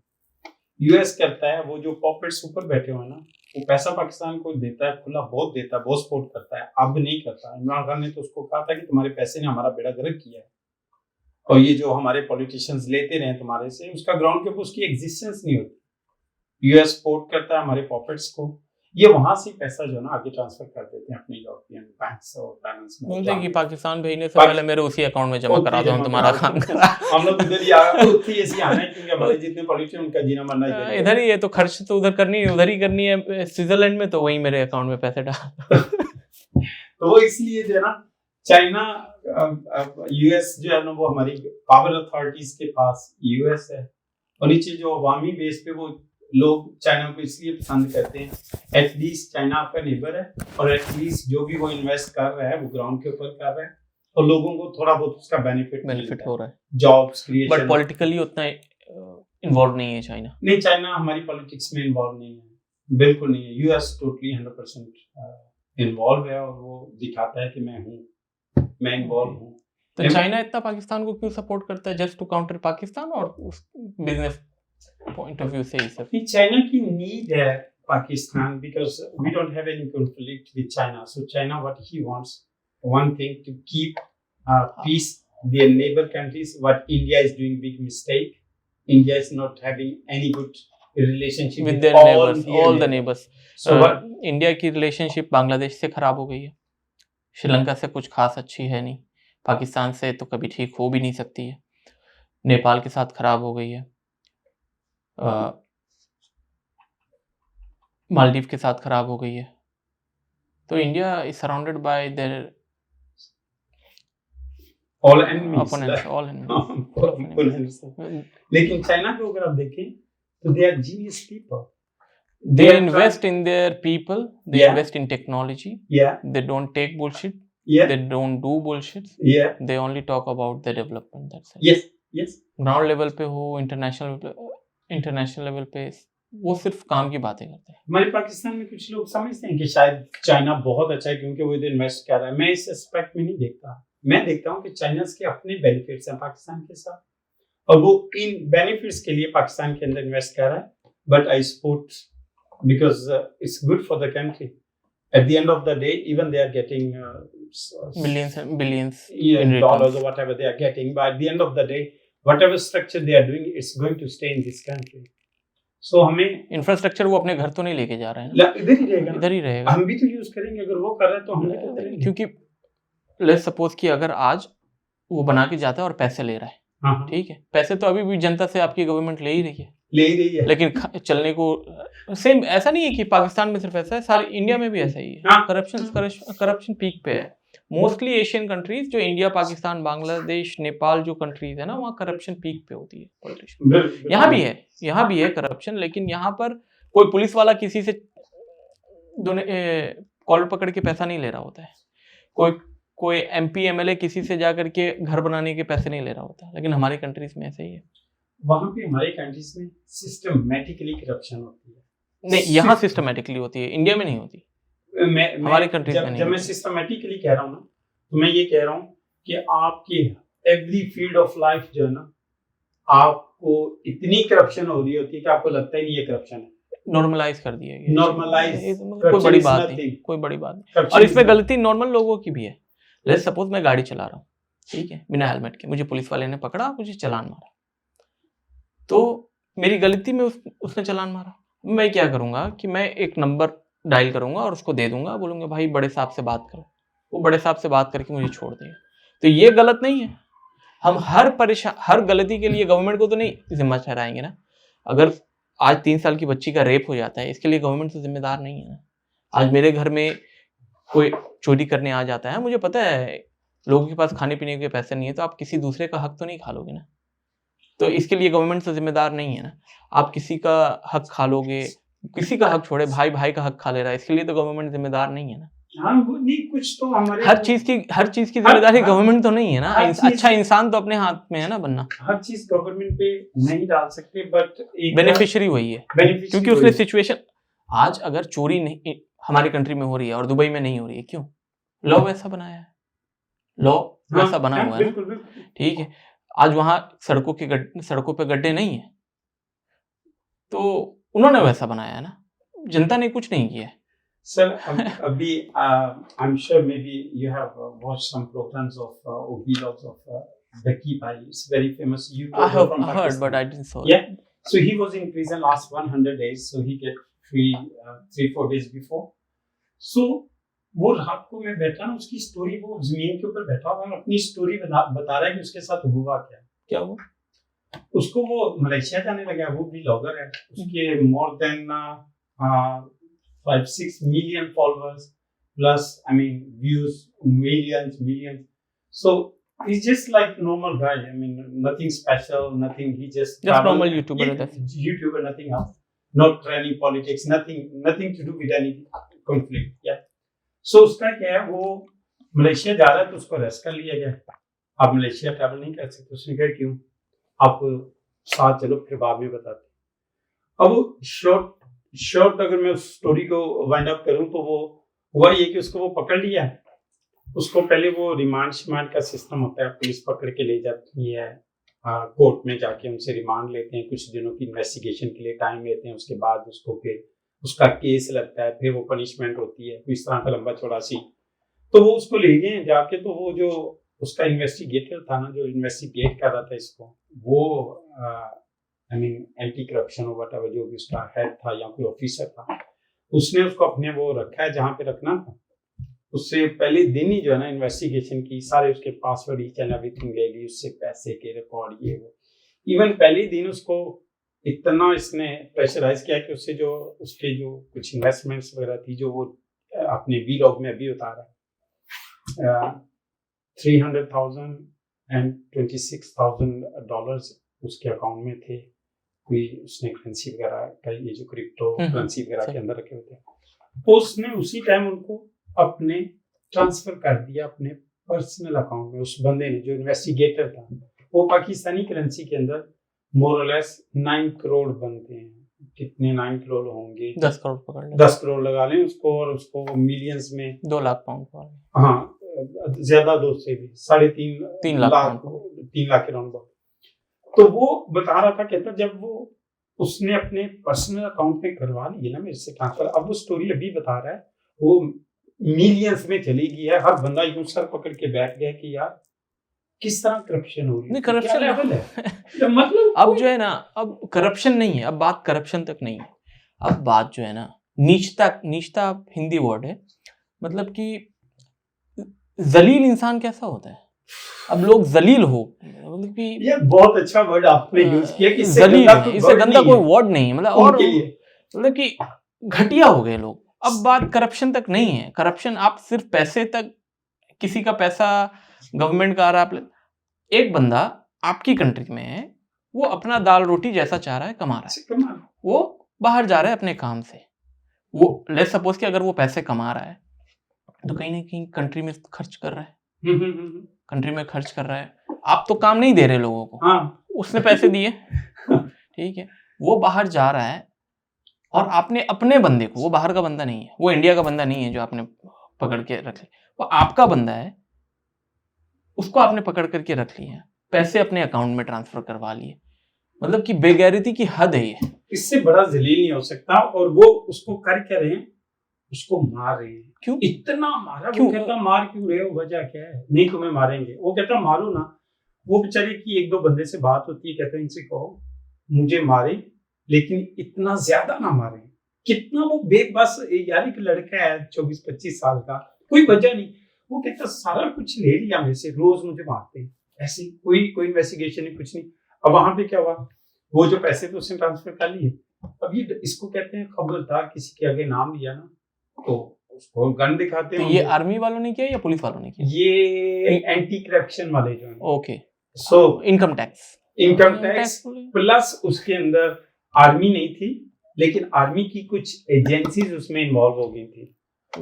जब पैसा आया तो सब में बटेगा ना, ऐसे तो नहीं। वो इन्वॉल्व हो गई कि इतना बड़ा इशू हो गया, मतलब पाकिस्तान का बच्चा उसको जानता है, तो ये बंदा अरेस्ट हो गया है। इसके ऊपर पूरा मीडिया उसके ऊपर खड़ा हुआ है कि इसको क्यों अरेस्ट क्यों, तो 100 दिन तक क्यों रखा, किस केस? वो 100 दिन के लिए बस, उनको कोई रीजन थोड़ी थी। जैसे उन्होंने विदाउट एनी रीजन उसको अरेस्ट कर लिया, वैसे ही उन्होंने 100 दिन उसको अंदर प्रिजन में भी डाल दिया। उसके ऊपर जो मर्जी केस कर देते हैं, जो मर्जी कह देते हैं, अच्छी आपने ये इस टाइम ये किया था, इस टाइम ये किया था। उनको आई मीन जंगल का कानून ही जैसे होता है कि आप जो मर्जी कर लो। तो उसका वो पैसा वो किसी को, उसको कहते किसी को बताया ना तो फिर देखना तुम्हारा हाल क्या होगा। और वो डरता बताए भी ना किसी को, उससे पूछे तुम्हारे साथ क्या हुआ, वो बताए भी ना। एक दिन किसी दूसरी एजेंसी के बंदे आ गए, इसको ना वैसे इसके जेहन में आया, कहता है मैं मार भी खा रहा हूँ, वैसे मैं उसने अपने पर्सनल अकाउंट में करवाए हैं, तो मुझे कुछ तो करना चाहिए। कहता मेरे जेहन में आइडिया आया कि जो भी मेरे साथ कोई बात करेगा ना, मैं किसी को बता दूंगा, ताकि किसी और, ये जो थी पर्सनल, ये आई थिंक 1 या 2 बंदों के दरमियान में थी, प्लस ये डकी भाई और 2 बंदे शायद और थे। उसके बाद इसने 1-2 बंदा आया, उसने उसको बता दिया, अब उसने दूसरे को बता दिया, तीसरे, वो पूरे डिपार्टमेंट में बात फैल गई। ओके 2 दिन के बाद जैसी बात फैल गई पूरे डिपार्टमेंट में, तो फिर वो कहते हैं जी, वो बंदे ने फौरन प्रेस कॉन्फ्रेंस कर दी कि हमने इतने पैसे डकी भाई से रिकवर किए। रिकवर किए। रिकवर किए, जबकि वो अपने पहले पर्सनल अकाउंट के अंदर उनको ट्रांसफर करवा चुका हुआ था। अब वो क्या, उसके बाद जो भी उसने की, अब उसके बाद एजेंसीज ज्यादा इन्वॉल्व होगी, जो और आपकी सीक्रेट एजेंसीज या जो भी साइबर क्राइम वाले और ये वो इन्वॉल्व हो गए। अब वो इससे पूछेंगे, डर गया कि उसको और थ्रेट करना शुरू हो गया, तुम्हें मार देंगे, ये कर देंगे, वो कर देंगे। पहले ये हमसे छुपाता रहा।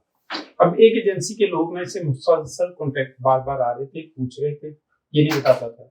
एक दिन उन्होंने इतना इसको इंसिस्ट किया ना, तो इसने कहा यार बता ही देता। उसने कहा मेरे से इतना पैसा इसने लिया।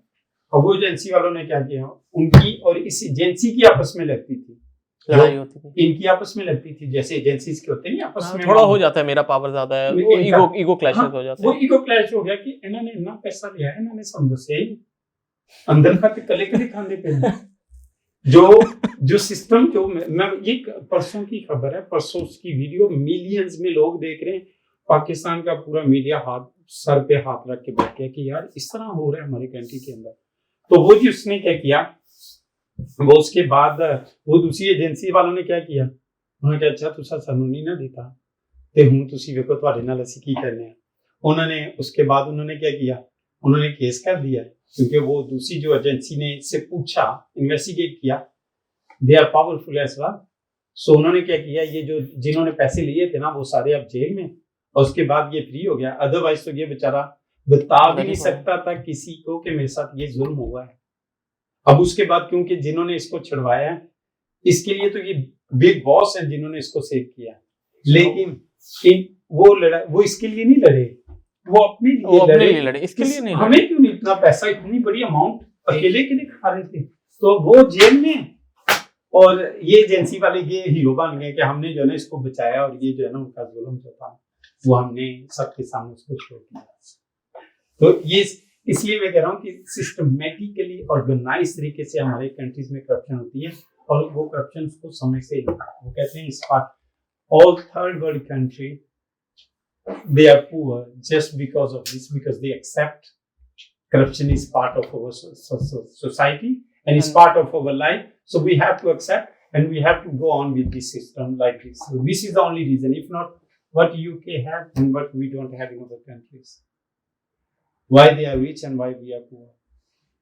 Yeah, there's only one answer. They are less corrupted. And they are doing very good. The people of UK or European, they have very good lifestyle, and they are enjoying all their life. And what we are doing, we are just surviving for food, for basic needs of life, for hospital, for small things. For us, it's even if we don't have light, and when it's turned on and we get back and we are happy. For us, these small things, they make us happiness. Just imagine. And what is happening in all over the rest of the world?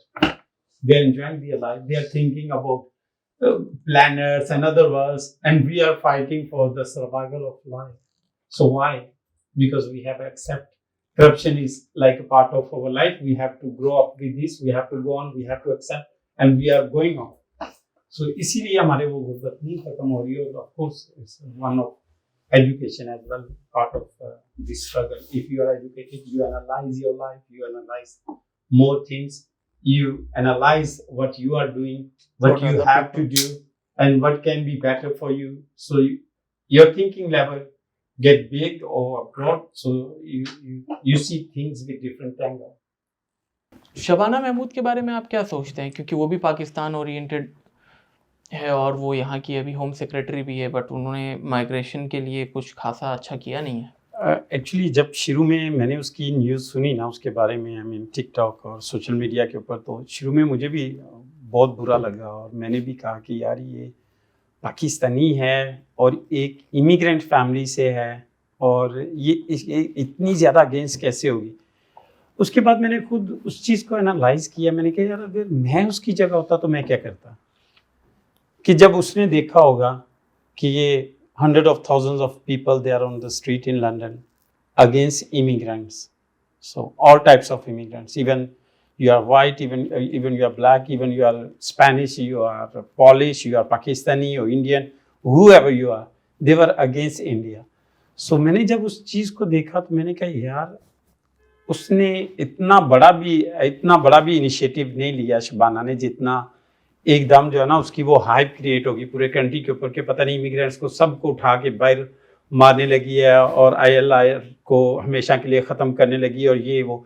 जब मैंने analyse किया ना, मैंने सोचा तो मैंने देखा कि वो जो स्टेटमेंट्स दे रही है, जो वो कह रही है कि ILR को मैं 10 साल के लिए कर दूंगी, उसका ड्यूरेशन उसके बाद मिलेगी, या वो जो साइलम वाले केसेस हैं उनको 20 साल तक लटकाए रखूंगी। तो मैंने सोचा, मैंने कहा नहीं यार, इतना भी नहीं डरने की ज़रूरत। वो एक पॉलिटिशियन है, उसने स्टेटमेंट देनी थी क्योंकि बहुत बड़ा अपोजिशन का प्रेशर आया था। अब इसके बाद क्या होगा, ये इसके ऊपर डिस्कशन होगी, जो एक डेमोक्रेसी की खूबसूरती होती है। पार्लियामेंट के अंदर इसके ऊपर डिबेट होगी। अगर 6 महीने लगते हैं, 1 साल लगता है, 2 साल लगता है, अगर उसके बाद ये लॉ अप्रूव भी हो जाता है, इम्प्लीमेंट भी हो जाता है, तो इम्प्लीमेंटेशन से पहले भी कुछ फेजेस आते हैं कि ये इसको कोई भी चैलेंज कर सकता है, जो मर्जी वो चेंजेस करे। एक बंदा यहाँ पे आया हुआ है, according to law of UK that they are going to give him ILR after 5 years. So उसने अपना घर बार पता नहीं कितना पैसा इकट्ठा किया, घर बेचा, अपनी ज़मीनें बेची, जो भी किया वो आ गया। अब इधर वो आता है तो शबाना साहिबा उसका लॉ चेंज कर देती हैं, तो क्या वो उसका सारा कुछ ज़ीरो हो गया? नहीं, ऐसा नहीं होता। यहाँ पे वो अगर वो लॉ का हिस्सा भी बन जाता है ना, तो फिर भी यहाँ पे लॉज को कोर्ट के अंदर चैलेंज किया जा सकता है। तो मैंने कहा यार ये तो भी बहुत दूर की बात है, अभी इतना डरने की बात नहीं है कि ये क्या कह रही है, क्या कह रही है, जरूरत नहीं है, पैनिक की कोई जरूरत नहीं है। ये यूजुअल चीजें होती हैं पॉलिटिक्स में। जितना बड़ा ऑपोजिशन का क्राउड था उतना बड़ा इसने रिएक्ट किया, लेकिन वो सिर्फ रिएक्शन की हद तक है, ग्राउंड के ऊपर उसकी इम्प्लीमेंटेशन होती हुई नजर नहीं आ रही। उसको अपना बात मतलब कि उसको अपनी भी एक रेपुटेशन बनानी थी, बिकॉज अपोजिशन का प्रेशर था, तो उसने ये बिल एज ए पॉलिटिशियन उसको सर्वाइवल के लिए, वरना लेबर पार्टी जो है इस कंट्री में, आपको पता है वो हमेशा फेवर करती है इमिग्रेंट्स को, फेवर करती है लोअर वेजेस वालों को। सो उनका एक इमेज है, वो इतनी जल्दी इसको नहीं डिस्ट्रॉय करेंगे कि एकदम जो है ना रात में ये सारा कुछ करके तो वो मारे। तो उसके लिए एक प्रोसेस है, वो प्रोसेस उसको फॉलो करना पड़ेगा। और उसके बाद भी बहुत बहुत बड़ी डिबेट इसके लिए चाहिए। मतलब है इवन इनके ऊपर यूरोपियन यूनियन का भी प्रेशर आएगा अगर ये लॉ पास कर देते हैं या हो जाता है, या कोई इसके ऊपर रिस्ट्रिक्शंस नहीं आती है जुडिशरी की तरफ से। सो इनको यूरोपियन यूनियन जो है ना, ये खुद यूके खुद यूनाइट करना चाह रहा है EU के साथ। तो it's not easy step. EU इनको डिनाई कर देगी, क्योंकि EU की बहुत जगहों पे जो है ना वो इनको रिलैक्सेशन देते हैं इमिग्रेंट्स को, वो सपोर्ट करते हैं बहुत सारी फील्ड्स में। ऑफ कोर्स वो इलीगल इमिग्रेशन के अगेंस्ट हैं, वो सारा यूरोप है, लेकिन फिर भी वो बहुत सारे मामला हैं जहाँ पे वो सपोर्ट भी कर रहे होते हैं, उनकी पॉलिसीज होती हैं। EU वालों का इनके साथ एग्रीमेंट है। ब्रेग्जिट जब हुआ था उस टाइम भी इनका EU के साथ एग्रीमेंट था UK का। So it's not very easy. So we don't need to I think create panic for this और too much fear for everyone, because मैं बहुत सारे लोगों से सुन रहा हूँ इतना स्ट्रेस ले रहे हैं, ये हो जाएगा वो हो जाएगा, क्योंकि लोग वो आए हैं अपना इतना सब कुछ छोड़ के बेच के, तो वो एकदम पैनिक क्रिएट हुआ। लेकिन मेरे ख्याल में लोगों को आज ऐसा समय लग जाएगी कि इतना लोगों का रिएक्शन नहीं आना चाहिए था जितना ज़्यादा वो शबाना के ऊपर मीम्स बन रही हैं। ये करेगी शबाना, तू क्या करेगी शबाना, तूने मेरा बेड़ा गर्क कर दिया, हमारा मैं घर बेच के आया, ज़मीनें बेच के आया, मुझे क्या पता था इधर पहुंच के तो तूने मेरा सारा कुछ बर्बाद कर दिया, मुझे ज़ीरो पे ले आई। तो वो बस उसको ईजी लें, कोई उसमें टेंशन वाली बात नहीं है। अफगानिस्तान के साथ जो अभी लड़ाई हो रही है पाकिस्तान की, तो अमेरिका अफगानिस्तान क्यों जाना चाहता है? America actually there are 2 reasons. एक तो अमेरिका पाकिस्तान में बैठ के चाइना को ज़्यादा अच्छे तरीके से डील कर सकता है या कंट्रोल कर सकता है या बता सकता है कि मैं इधर बैठा हुआ हूँ, बी केयरफुल। तो इस सेंस से तो इंडिया की ज़रूरत नहीं है फिर अमेरिका को। इंडिया ऑलरेडी जो है ना, India is not able to give their basis to USA। I mean Indian internal politics is not अपनी आर्मी बेस नहीं दे सकती है, कभी भी नहीं दे सकती।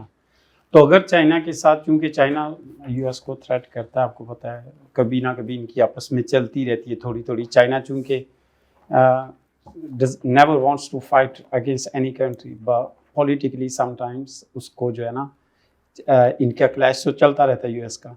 सो उसको काउंटर करने के लिए चाइना यूएस को चाहिए कि यहाँ आसपास बैठे, कहीं ना कहीं इसी जगह पे बैठे कि जहाँ पे वो तालिबान को भी, अफगानिस्तान के ऊपर भी अपना होल्ड रखे, लड़ाई झगड़ा ना करे, क्योंकि पहले तो उसका बजट जा रहा था ना कंप्लीट पूरे अफगानिस्तान को पैसे नहीं जा रहे लेकिन कंट्रोल कर सकते कंट्रोल कर सकता है। पाकिस्तान में तो ऑलरेडी भी एग्जिस्टेंट है यूएस तो की। ये स्ट्रेटेजिक मूव है कि पहले अगर अफगानिस्तान में आर्मी भेजती तो उसका खर्चा है, लेकिन अब पाकिस्तान में आर्मी भेज दी तो उसका खर्चा उस हिसाब से नहीं है और इजीली कंट्रोल भी कर सकती है। हाँ, कोई सिक्योरिटी, बहुत बड़ी सिक्योरिटी नहीं चाहिए। इवन पाकिस्तान आर्मी आपको सिक्योरिटी प्रोवाइड कर देगी जैसे पहले कर रही थी।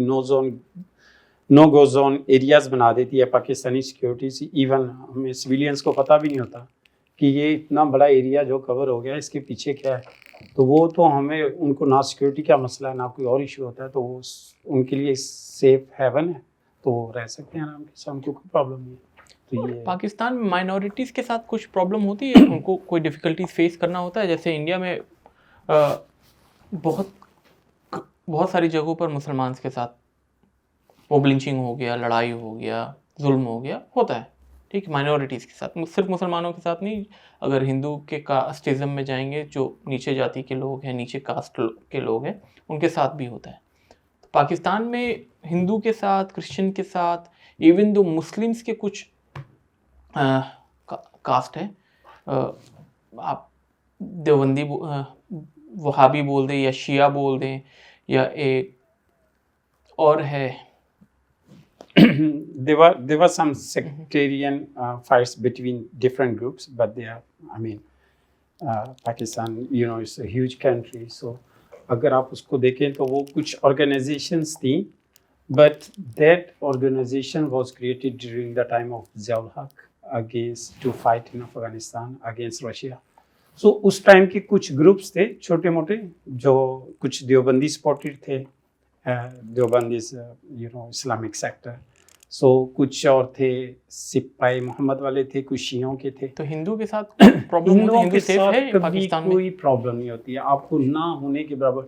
शायद समटाइम सोशल मीडिया पे आ जाता है कि मंदिर तोड़ दिया गया है, लोग मार दिए गए हैं, लड़कियां उठा ले जाते हैं आर्मी वाले, ऐसा नहीं, ये सारे फेक ना। आप कभी हिंदूज के बारे में कोई ऐसी चीज़ नहीं सुनेंगे, कभी सिखों के बारे में नहीं सुनेंगे। आप पूरा सोशल मीडिया उठा के देखना, आपको कोई चीज़ नहीं मिलेगी। शायद कोई इक्का दुक्का शायद कोई मिल जाए, अदरवाइज कुछ भी नहीं है। और क्रिश्चियन, थोड़ा बहुत क्रिश्चियंस के साथ थोड़ी बहुत क्लैशेस हुए होंगे in 74 year, you know, even we are living in UK, so sometimes someone attacked to the masjid. So even this society, they are not racist, you know, they are very good people. But some extremist people, they exist in all societies everywhere. Exceptionals are always exceptional cases. But I mean, politically, you will never listen any word from any leader against any minority in Pakistan. कोई भी जैसा भी है, वो corruption जी भर के करते होंगे, लेकिन किसी के अगेंस्ट इसलिए नहीं, उसकी रिलीजन बेस पे या वो मिनोरिटीज, ऐसा माइनॉरिटीज पूरी सेफ है इंडिया है, पाकिस्तान में। पाकिस्तान, हाँ। मेरे साथ एक लड़का है, रहता था, वो सरगोदा से, सरगोदा नाम का कोई, वो क्रिश्चियन है, ठीक हो गया। उसके किसी जानने वाले को, उसका जूते का फैक्ट्री था वहाँ उसके गांव में, अच्छा चलता था। तो जो बाकी लोग जो कॉम्पिटिटर थे ना, वो मुस्लिम्स थे। तो किसी ने जलता हुआ कुरान का आयत उसके दुकान में फेंक दिया जला के। उसने जैसे दुकान खुली, हवा चली तो वो बाहर निकल गया। तो फिर क्या हुआ कि वो जब बाहर निकला तो इसका बकेड़ा खड़ा हो गया कि इसने जलाया है। उस इंसान को न्यूज़ पर है, ये न्यूज़ की बात बता रहा हूँ, इस पे मैंने वीडियो देखा, ये 2-2.5 साल पहले की। और ये मेरे एक बहुत ही क्लोज फ्रेंड है, उनके अपने चचा है जिनको मारा गया ईंट से मार के, उनके अपने चचा मेरे साथ यहाँ, वो काफ़ी वक्त उन्होंने गुजारा उनके अपने चचा के साथ ये हुआ है। और वो फिर यहाँ से इमरजेंसी में फिर पाकिस्तान गए, उनको मार दिया गया। तो इस तरह की सिचुएशन हो जाती है। ऐसा ये कह लें कि I mean maybe after it's very exceptional case. Maybe I mean, but overall बड़े cities में ऐसा नहीं होता। No. I studied in Christian school. My school name was St. Peter's High School. So I studied always. I mean, there were 80% Muslim students. Of course, we are majority. लेकिन rest of people they were Christian, but we were living like there is still if you go my school fellows, so majority they were non-Muslims. I mean, so we are living together. There is no any issue with minorities. These are some very exceptional cases. If not, there is no problem. I mean, for anyone.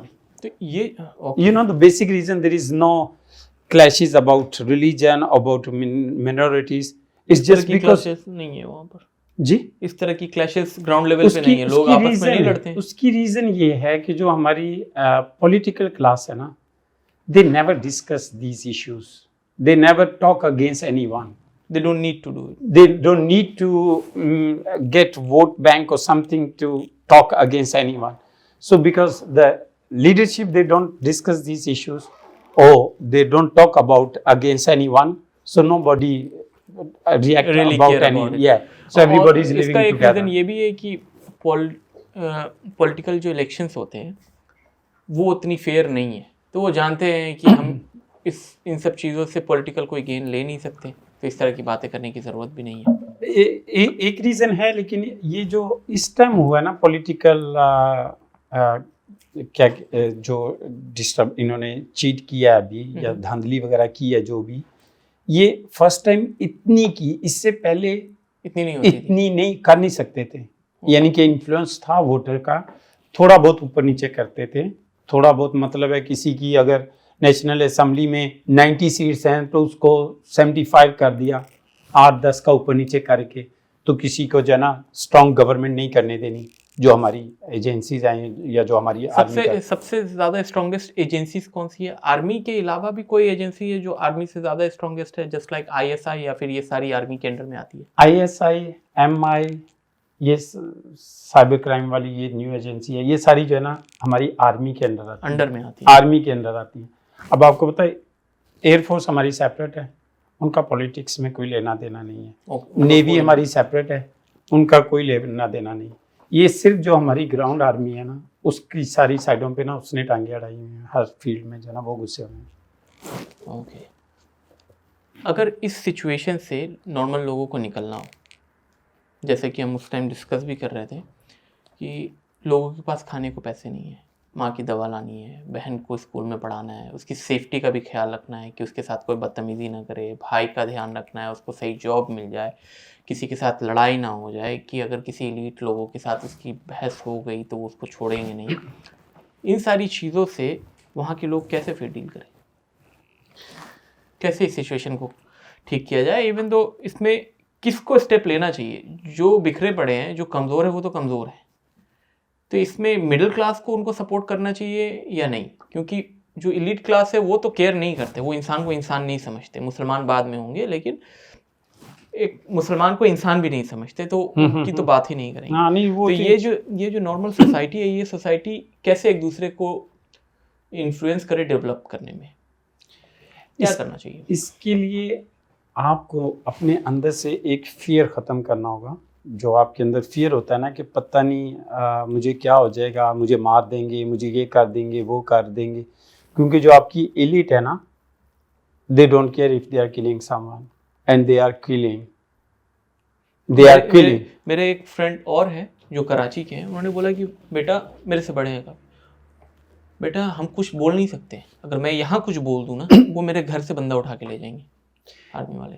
He is right, what he is saying right now. Right now, this situation is going on. Yeah, there is no doubt. I'm talking here, but I mean, I don't mind. I don't care. I have decided one thing. I ask myself, if you see something wrong, what you should do? To close your eyes or to do as much as you can? So I answer myself, no, you have to do something, at least something what you can do. I mean, in limit, but at least whatever you can do, just do it. And this is, we Pakistani people, we are doing right now. If you see, in 3 days before, our army spokesperson, he did the one press conference and he called more than 100 journalists and he gave them plenty of information, whatever he wanted. Yeah. So Puppet's journalist was in majority, they were with him. So uski press conference अभी ख़त्म की है उसने, तो 1 घंटे के अंदर अंदर पूरा पाकिस्तान ऐसे था कि जैसा पूरा पाकिस्तान जो है ना उसका गला न दबोच लेगा। ये डिफेंस मिनिस्टर की बात हो रही ये है? मैं उसकी बात कर रहा हूँ जो हमारा आर्मी का स्पोक्स पर्सन है, DGI जो हमारे जनरल के बाद जिसका Exactly, रैंक आता वो है। अभी उन्होंने कमेंट डाला था जब पहलवान अटैक हुआ था इंडिया में, और फिर इंडिया और पाकिस्तान के क्लैश में भी हुआ था ऐसा कुछ। नहीं वो डिफेंस मिनिस्टर, ओके वो उसके ऊपर नहीं था। ये अभी रिसेंटली उसने 3 दिन पहले प्रेस कॉन्फ्रेंस की है, और प्रेस कॉन्फ्रेंस की है इमरान खान के अगेंस्ट। मैं बता रहा हूँ कि जो नेशन है ना, हम अवेयर हैं what is happening in this country. So we mostly people they are scared, honestly, I mean I don't need to deny for this. बहुत सारे लोग डरे हुए हैं, लेकिन इसके बावजूद जो सोशल मीडिया के ऊपर रिएक्शन आया ना, कि हर बंदा जो है ना, क्योंकि जो मेन स्ट्रीम मीडिया जो है ना वो तो सारा जनरल्स के साथ चल रहा है, वो तो उठा लेते हैं, उनको मार देते हैं, गायब कर देते हैं, कितने कितने दिन निकले उनका पता ही नहीं चलता। जो सिचुएशन चली, जो आपकी कराची वाले फ्रेंड ने आपको बताया, वो ठीक कह रहा है। यहाँ से भी लोगों को वहाँ से धमकियाँ दिलवा देते हैं, उनके घर वालों को उठा लेते हैं, वो फुल कार्य। लेकिन इसके बावजूद ये मूवमेंट जो है हमारी मूवमेंट एक्चुअली वो ये नहीं है कि पाकिस्तान इमरान खान को रिलीज करवाना है। हमारी मूवमेंट जो इतनी स्ट्रांग होगी है ना, वो यही है कि यार what is over objective is to get free from some generals, so that generals, they are ruling our country, they are ruining our country, I mean we don't have any future if we go on with this political elite mafias controlled country, with channels, with politicians, with judges, whatever, all elite. I mean, you know, the pillars of elites, they are, these all people, they are together. एक coat करूंगा, एक statement. आप मुझे बताएं कि इसको counter करने के लिए जो ग्राउंड लेवल पे लोग हैं, जिसका पॉलिटिक्स के साथ कोई लेना देना नहीं है, कोई गेन नहीं हो रहा, गवर्नमेंट कोई हेल्प नहीं कर रही है, वो क्या करे? कि इंडिया से जब पाकिस्तान अलग हुआ था ना, तो वो अलग हुआ था इस्लाम के बेस पे कि मुझे इस्लामिक स्टेट चाहिए। तो आज के टाइम पे इस्लामिक कुछ भी नहीं है पाकिस्तान में सिवाय नाम के, और इसमें नॉर्मल लोगों की कोई गलती नहीं है। गवर्नमेंट नॉर्मल लोगों ने नहीं चलाई है, तो नॉर्मल लोग पिस रहे हैं, सिर्फ परेशान हो रहे हैं, जलील हो रहे हैं, नॉर्मल बेसिक रिक्वायरमेंट्स के लिए भी वो सफ़र कर रहे हैं। At the same time Pakistan Muslim country है, बट वो पैलेस्टीन के लिए कुछ नहीं करती है, अपने आवाम के लिए कुछ नहीं करती है, कंट्री को डेवलप करने के लिए कुछ नहीं करती। तो एट दिस टाइम लोगों को करना क्या चाहिए? क्योंकि अगर चुप रहते हैं ना कोई भी, तो वो ये समझ ले कि जो लोग गलत को गलत ना बोले ना, तो वो गुलामी के आला दर्जे पे है। तो इस एट द सेम टाइम डर भी है कि आर्मी उसको उठा के ले जाएगी, उसके घर वालों को परेशान करेगी, तो करे क्या बंदा? उसका इस्लामिक स्टेट बनने के बावजूद हम इंडिया में रहते हैं, मुस्लिम हिंदू मेजॉरिटी, बट स्टिल मैं ये नहीं चाहूँगा कि मैं पाकिस्तान में हो जाऊँ, मैं सेफ फील नहीं करूँगा।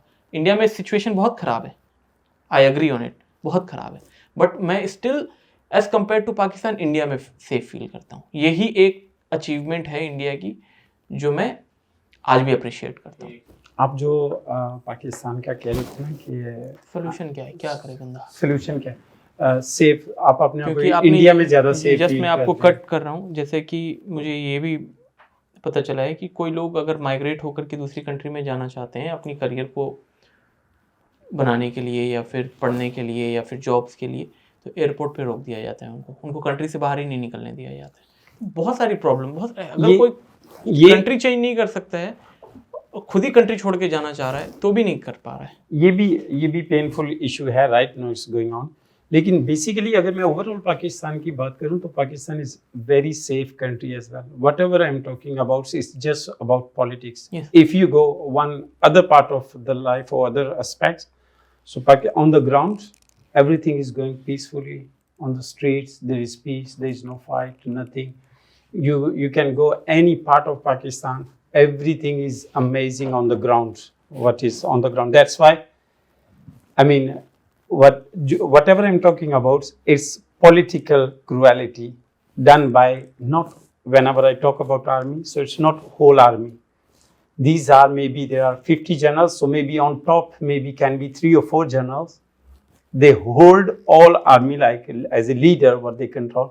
So उनकी बेस के ऊपर जो है ना वो सारी प्रॉब्लम की जड़ है. अगर आप एज ए पाकिस्तानी सोल्जर्स को देखें तो दे आर पेट्रियोटिक और वो भी हमारी तरह सफर करें क्योंकि they have to follow the. But police officers भी तो करप्ट हो जाते हैं ना, जब देख रहे ऊपर वाले, जब मेरे सीनियर्स ही ऐसे कर रहे हैं तो मैं क्यों रहूं, मैं भी अपना रोटी सेक लेता हूं, क्योंकि महंगाई तो उनके लिए भी बढ़ रहा है. अगर आप 5 किलो आटा आपके लिए एक नॉर्मल आदमी के लिए महंगा हो गया है, किराया एक नॉर्मल आदमी के लिए महंगा हो गया है, तो वो नॉट आर्मी ऑफिसर, एक नॉर्मल पुलिस ऑफिसर पकड़ लेते हैं या एक गवर्नमेंट सर्विस ऑफिसर को ही पकड़ लेते हैं, उसके लिए भी महंगा हो गया. तो कहीं ना कहीं वो जब देख रहे हैं कि मेरी जो ऊपर की जो गवर्नमेंट बॉडीज हैं वो करप्ट है तो मैं भी करूँ, क्योंकि वो सिस्टम ऐसा बन गया ना. Corruption is the issue of all third world countries. But I mean, we are fighting against this. I mean, what I'm saying that. और मेरा मतलब ये नहीं है कि नॉर्मल लोगों से डर.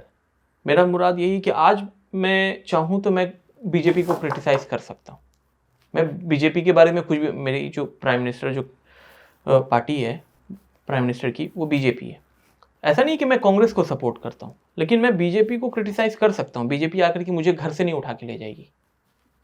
लेकिन जो पाकिस्तान में सिचुएशन चल रही है ना, आप नवाज शरीफ, जरदारी, इनको जितनी मर्जी गालियां दे, बट उनका तो पावर नहीं है ना, उनके पास पावर नहीं है ना. बात तो पावर की है ना. अब पाकिस्तानी नेशन को जो चीज समझ आ गई है ना, उनको नजर आ गया है कि पावर किसके पास है. एग्जैक्टली. इसलिए हम उस जनरल को क्रिटिसाइज करते हैं. और लेकिन मेरा नहीं ख्याल कि डेमोक्रेसी में आप अपने पावर से सवाल पूछ सकते हैं. डेमोक्रेसी का मतलब ये है कि जो गवर्नमेंट, डेमोक्रेसी में गवर्नमेंट कंट्री को चलाती है, ठीक है. लेट्स सपोज कि पाकिस्तान भी डेमोक्रेटिक कंट्री है, बट उसको चलाने वाला आर्मी है, तो हम आर्मी से सवाल करेंगे. तो क्या आर्मी से सवाल पूछने के बाद बंदा सेफ है पाकिस्तान में? अगर नहीं है तो इस बात का डर है, और इस डर से निकलने के लिए हमारा तो छोड़ दें, जो पाकिस्तान के लोग हैं वो क्या करें, कैसे डील करें. ऑनेस्टली अभी तो जो सिचुएशन चल रही है, जो भी बंदा बात कर रहा होता है ना, वो आर्मी जनरल का नाम भी नहीं ले रहा होता, वो आर्मी भी नहीं कह रहा होता. वो हम लोग उनके लिए टर्म्स यूज करते हैं, hidden forces, unseen forces, black angels, how to say space, something like in Urdu we say खलाई मखलूक, और hidden powers. I mean, we even don't use so many words, straight away words for them, because army doesn't want we criticize them. But no, because we realize, so we are doing. It's not that no anybody is doing. People, they are still staying there.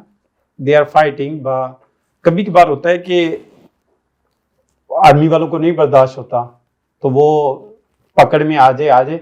इसके बावजूद पाकिस्तान के अंदर ऐसे लोग हैं जो fight कर रहे हैं, जो वहाँ पे रहते हुए बता रहे हैं कि कौन गलत है कौन ठीक है. वो चाहे वो जनरल का नाम कुछ भी रख लें, वो बोलेंगे, वो बोल रहे हैं और उनको डर नहीं लगता. डर नहीं लग रहा. ऐसा नहीं है कि कोई बंदा उधर बिल्कुल सहम गए, मतलब बोल रहे हैं, लेकिन आर्मी उठा के भी ले जाती है, मारती भी है, सारा कुछ करती है. इसके बावजूद वो लोग जब बाहर आते हैं वो फिर शुरू हो जाते हैं. थोड़ा सा उनका हो सकता है पैटर्न थोड़ा सा चेंज कर रहे हों, लेकिन वो बात वही कर रहे होते हैं. तो वो लोग फाइट कर रहे हैं, लोगों को पता है कि पावर किधर है और लोगों को पता है कि हमने क्या करना है, और लोग उस डायरेक्शन में चल रहे हैं. और इमरान खान उसकी सिंबल बन गया है कि he is leading right now. लेकिन हमें पता है कि आज नहीं, कल नहीं, परसों नहीं, जो level of thinking Imran Khan ने नेशन को बता दिया ना कि भाई आपकी ये आपकी ऑब्जेक्टिव है, ये ऑब्जेक्टिव आप नहीं लड़ोगे ना तो आपके बच्चों को लड़ना पड़ेगा इस इलीट के खिलाफ. एक्चुअली वो इलीट है ना सारी, वो जनरल अकेला तो नहीं ना कुछ कर सकता, पूरा ग्रुप है, पूरा ग्रुप ऑफ पीपल है. और वो ऊपर से हमारे नीचे सारी जनरेशन जो है ना, जो हमारी नेशन है, पिरामिड सिस्टम बना हुआ है. हाँ. ऊपर में इलीट से जो आपके जनरल्स है, हाँ. उसके नीचे वाले लोग हैं, फिर गवर्नमेंट बॉडीज है, फिर नीचे के ऑफिसर्स है, फिर बिजनेस क्लासेस है. तो ऐसे चल रहा है. हाँ, लेकिन वो ऊपर से बैठे हुए हैं, नीचे से सारा उनके गायब हो चुकी हैं चीज़ें। और हमें पता है कि हमने क्या करना है, और हमें पता है कि हमारी डायरेक्शन क्या है। बेसिकली जब आपको डायरेक्शन मिल जाती है ना, फिर आप सोल्यूशन की तरफ जाते हो। डायरेक्शन हमें पता है कि हमने करना क्या है। हमने करना ये है कि हमने अपने कंट्रीज को ये चंद जनरल से आज़ाद कराना। कैसे होगा ये? उसके क्योंकि देखिए लिए नेपाल में यंगस्टर्स ने आवाज़ उठाई, जिसको जेएनसी कहते हैं। बांग्लादेश में सेम, श्रीलंका में सेम, पाकिस्तान में कौन है? इस क्वेश्चन का मुझे जो नज़र आ रहा है ना, मैं ये देख रहा हूँ कि आप स्ट्रगल जो होती है ना आपकी, उसके लिए कोई टाइम लिमिट नहीं होती। सही। वो क्या था, नेल्सन मंडेला 27 ईयर्स सारी जवानी उसने जो है ना जेल में गुजार दी, और उसके बाद वो कितने ईयर्स प्राइम मिनिस्टर रहा होगा, ठीक है। तो वो एक ऑब्जेक्टिव होती है, लोग चले जाते हैं उसमें से, लेकिन वो ऑब्जेक्टिव जो होती है ना वो उधर ही रहती है कि हमें ये नहीं पता कि कल हो जाएगा, हमें ये नहीं पता 2 साल लगेंगे, 4 साल लगेंगे, 10 साल लगेंगे। हम तो वो स्ट्रगल की बात कर रहे हैं। ये मूवमेंट और स्ट्रगल चलता रहेगा, ये चलता रहेगा, क्योंकि अब जो एज ए नेशन, मैंने आपको बताया ना कि हम लोग जब इंडिया के साथ अभी वॉर हुई थी, जिसमें पाकिस्तान के इंडिया के वो 6 जेट्स डिस्ट्रॉय किए थे, आपको पता है। तो उसमें आप जो पाकिस्तान, हम लोग अपनी फौज को रात दिन गालियां निकालते हैं ना, एक्चुअली फौज का लफ्ज यूज करना पड़ता है, क्योंकि जनरल्स हैं तो वो फौज सारा वर्ड यूज करना पड़ता है। तो हम लोग उस टाइम अपनी आर्मी के साथ खड़े हो गए थे, और ये आपका पॉलिटिकल लेवल होता है कि आप इस लेवल पे सोच रहे हो कि यार इस टाइम हमने अपनी आर्मी को नहीं क्रिटिसाइज करना, इस टाइम हमारी आर्मी एक दूसरे जहाँ पे सही है वहाँ पे सही है, बट जहाँ पे गलत है वहाँ पे गलत है। जो सही है वो सही है, जो गलत है वो गलत है। जहाँ पे आप सही करेंगे, जहाँ पे आप सही रहेंगे, हम वहाँ पे आपका साथ देंगे, लेकिन जहाँ पे आप गलत होंगे हम वहाँ पे आवाज उठाएंगे। ये सारी लड़ाई हम कहते हैं, हम अपनी फौज से प्यार करते हैं, हम कहते हैं आप बॉर्डर्स पे जाओ, जो तुम्हारी ड्यूटी है वो करो, अपना काम करो ना। आपका काम बॉर्डर संभालना है, आपका काम सियासत करना नहीं है। ये चीज सियासतों का काम, सियासतदान का काम है सियासत करना, और आर्मी का काम है बॉर्डर संभालना। पूरी दुनिया के पास आर्मी है, हर कंट्री के पास आर्मी है, और आपकी कंट्री के पास और आपकी आर्मी के पास कंट्री है। एक कंट्री पूरा रखा हुआ उन्होंने, और रखे, कोई बात नहीं है। कंट्री आपने संभालना है ना। आप चाहते हैं कि आप मिनिस्टर्स को हटाना है, आप रखे, आप अच्छे से रखे ना। आपको किसने मना किया है कि आप लीडर नहीं बने? आप लीडर है, आप लीडर बनना चाह रहे हैं, आप कंट्रोल रखना चाह रहे हैं, आप रखें, ख्याल भी रखें ना। पाकिस्तान के जो लोग हैं वो आपके ही लोग हैं। हाँ बिल्कुल बिल्कुल। अगर पाकिस्तान बना था इस्लाम के ऊपर कि इस्लामिक कंट्री होना चाहिए, तो आप भी मुस्लिम हैं, वो भी मुस्लिम है, तो उनको अल्लाह का डर नहीं है कि भाई मैं जो कर रहा हूँ मुझे ऊपर जाके जवाब भी देना है। और आपको कुछ एक्स्ट्रा थोड़ी ना देना है, आपको तो आपके आवाम का हक देना है। आपका आवाम आपको बोलेगा कि आप ही हमेशा लीडर रहो, आप उनके लिए कुछ करो तो सही। आपको क्यों गालियां निकालेंगे? आपकी आवाम आपको क्यों गालियां निकालेंगे? जब आप उनको बेसिक रिक्वायरमेंट्स उनकी फुलफिल करेंगे, उनको एजुकेशन देंगे, खाना टाइम पे देंगे, पानी टाइम पे देंगे, सिक्योरिटी टाइम से देंगे, इस्लामिक कल्चर रखेंगे, सारी कम्युनिटीज़ हिंदू मुस्लिम सिख ईसाई सेकुलरिज्म का नारा डाला था ना जिन्ना साहब ने, तो आप सबको सेफ्टी देंगे, सिक्योरिटी देंगे, बिजनेस बढ़ाएंगे, बाहर से फंड्स लाएंगे और फेयर रहेंगे, तो आपको क्यों आपकी आवाम गालियाँ देंगी? बस ये उनको समझ नहीं आ रही। अगर वो उनकी रिस्पेक्ट ज्यादा होती है, अगर वो काम करें जो उनका करने का है, आप करें ना वो। अब मुझे ये लगता है आप उनको एज ए लेट्स सपोज कि उनकी पाकिस्तान की जो पब्लिक है ना उनको इज्जत देना चाहती है, हाँ, बट वो लेना नहीं चाहते, वो छीनना चाहते हैं। ये चीज है, तो ऐसे ये चीज है। अब मैं बता रहा हूँ, हमारे दिलों में इतनी मोहब्बत है आर्मी की, लेकिन अब चूंकि आप with the passage of time आप अंडरस्टैंड करते हो, दूसरी दुनिया को देखते हो, अपनी दुनिया को देखते हो, फिर आप खुद एनालाइज करते हो अपना, तो वो चीजें जब हम देखते हैं तो फिर हमें होता है कि नहीं there is something going on. क्योंकि देखिए ना, करप्शन का एक बड़ा खामियाजा लोगों ने ऐसे भी भुगता कि अभी जब बाढ़ आया था आपकी कंट्री में, एक पूरी फैमिली वो फ्लड आया था जो, हाँ पूरे फ्लड में एक पूरी फैमिली गई थी पिकनिक मनाने, वो पूरी फैमिली बह गई, मारी गई। उसके ठीक पास में ही किसी मिनिस्टर के घर पे चॉपर पड़ा था, हेलीकॉप्टर, उसने भेजा नहीं। वो भेज सकता था, हाँ उसने भेजा नहीं। उसके लिए ठीक लेट्स सपोज कोई नॉन वेजिटेरियन है ना, कोई चिकन भी खाता है, तो जब हम चिकन को काट करके खा रहे होते हैं ना, तो हम उसकी जान की फिक्र नहीं कर रहे होते। हमारे दिल में ना उसके लिए उसकी जान की कोई अहमियत नहीं होती, हालांकि वो भी लिविंग बीइंग है। तो सेम इन लोगों के लिए नॉर्मल पब्लिक है कि उनके लिए हम लिविंग बीइंग है, बट हमारी जान की कोई परवाह नहीं है उनको। और उनको पता है कि ये, उनको इस बात का डर होता है कि भाई अगर हमने अच्छा काम नहीं किया तो हमें बदल दिया जाएगा दूसरे पार्टी वाले, बट उनके पास ये डर भी नहीं है। उनको पता है कि हमारा कोई कुछ कर नहीं सकता। ये डर नहीं है ना, खोने का डर जिसके पास होता है ना, वो कुछ काम तो कर जाता है। लेकिन जिसके पास खोने का डर नहीं है, वो किससे डरेगा? वो सोचता है कि मुझे मौत भी नहीं आनी है। हाँ, वो इस लेवल पे चले जाते हैं, इस लेवल पे जा चुके अपने आप को खुदा समझना शुरू कर देते हैं कि मैं ही हूँ, कोई नहीं, और ये पावर हमेशा ही रहनी। और यही हम लोग उनको समझा रहे हैं। जो हमारा जनरल है वो काम कर रहा है जो पॉलिटिशियंस को करना चाहिए, और जो पॉलिटिशियंस को करना चाहिए उनको जेलों में डाला हुआ है। आज देखिए ना, सेम जैसे मैंने आपके पाकिस्तान के बारे में बोला ना, आज बीजेपी गवर्नमेंट में है, मोदी साहब गवर्नमेंट में रहे, मुझे कोई प्रॉब्लम नहीं है। मैंने वोट डाला है 2014 में उनको।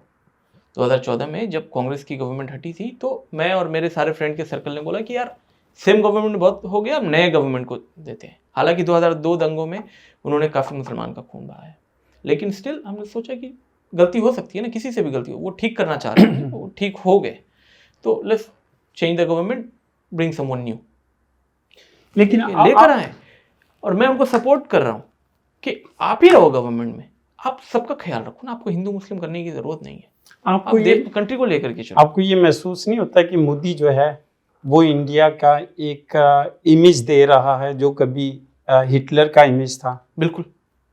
आपको उसके लिए मतलब है कि जिस तरीके की उसने जिस लेवल पे ले गया हुआ है, हेट का लेवल ऐसा ही है। प्लस वो आए दिन जो है ना कोई ड्रामा कर देता है। देखिए ये बिल्कुल ऐसा ही है, रीज़न है। देखिए अगर 30 to 25% अगर माइनॉरिटीज़ है कंट्री में, ठीक है, तो वो बात करेगा मेजॉरिटी के बारे में, ठीक है। हालांकि वो मेजॉरिटी के लिए भी कुछ नहीं कर रहा होता है, वो मंदिर मस्जिद कर रहा होता है, लेकिन पीछे जाकर के आप देखेंगे बैकग्राउंड में वो मंदिर भी तोड़वा रहा होता है।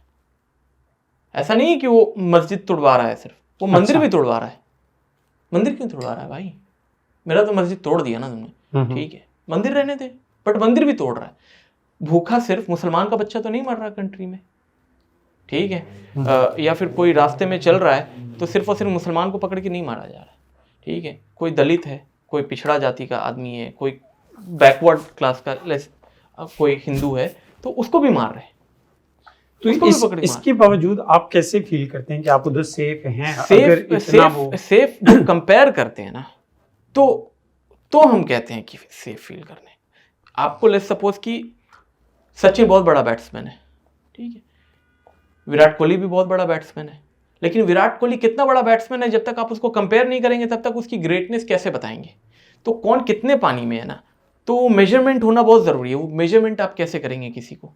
जो पाकिस्तान में अनसेफ्टी है ना, वो पॉलिटिकली है। मैं सिर्फ पॉलिटिकली बात पॉलिटिकली मैं ग्राउंड लेवल पे बात नहीं कर रहा हूं। लेकिन इंडिया में जो मुझे महसूस होता है वो तो होता है कि आप हिंदू हो, आप मुस्लिम हो, सिख हो, क्रिश्चियन हो, दलित हो, छोटी जात के हो, आपको कोई भी बीजेपी का बंदा आके आपके घर में 5-7 गुंडे घुस जाए, आपको मार कुटाई कर दे। कैसे हो जाते हैं वो बताता हूँ मैं। गुनाह ये नहीं है कि मैं मुस्लिम हूँ, गुनाह ये हो जाता है जब आप गरीब हैं, चाहे आप वो इंडिया में हो या पाकिस्तान में हो।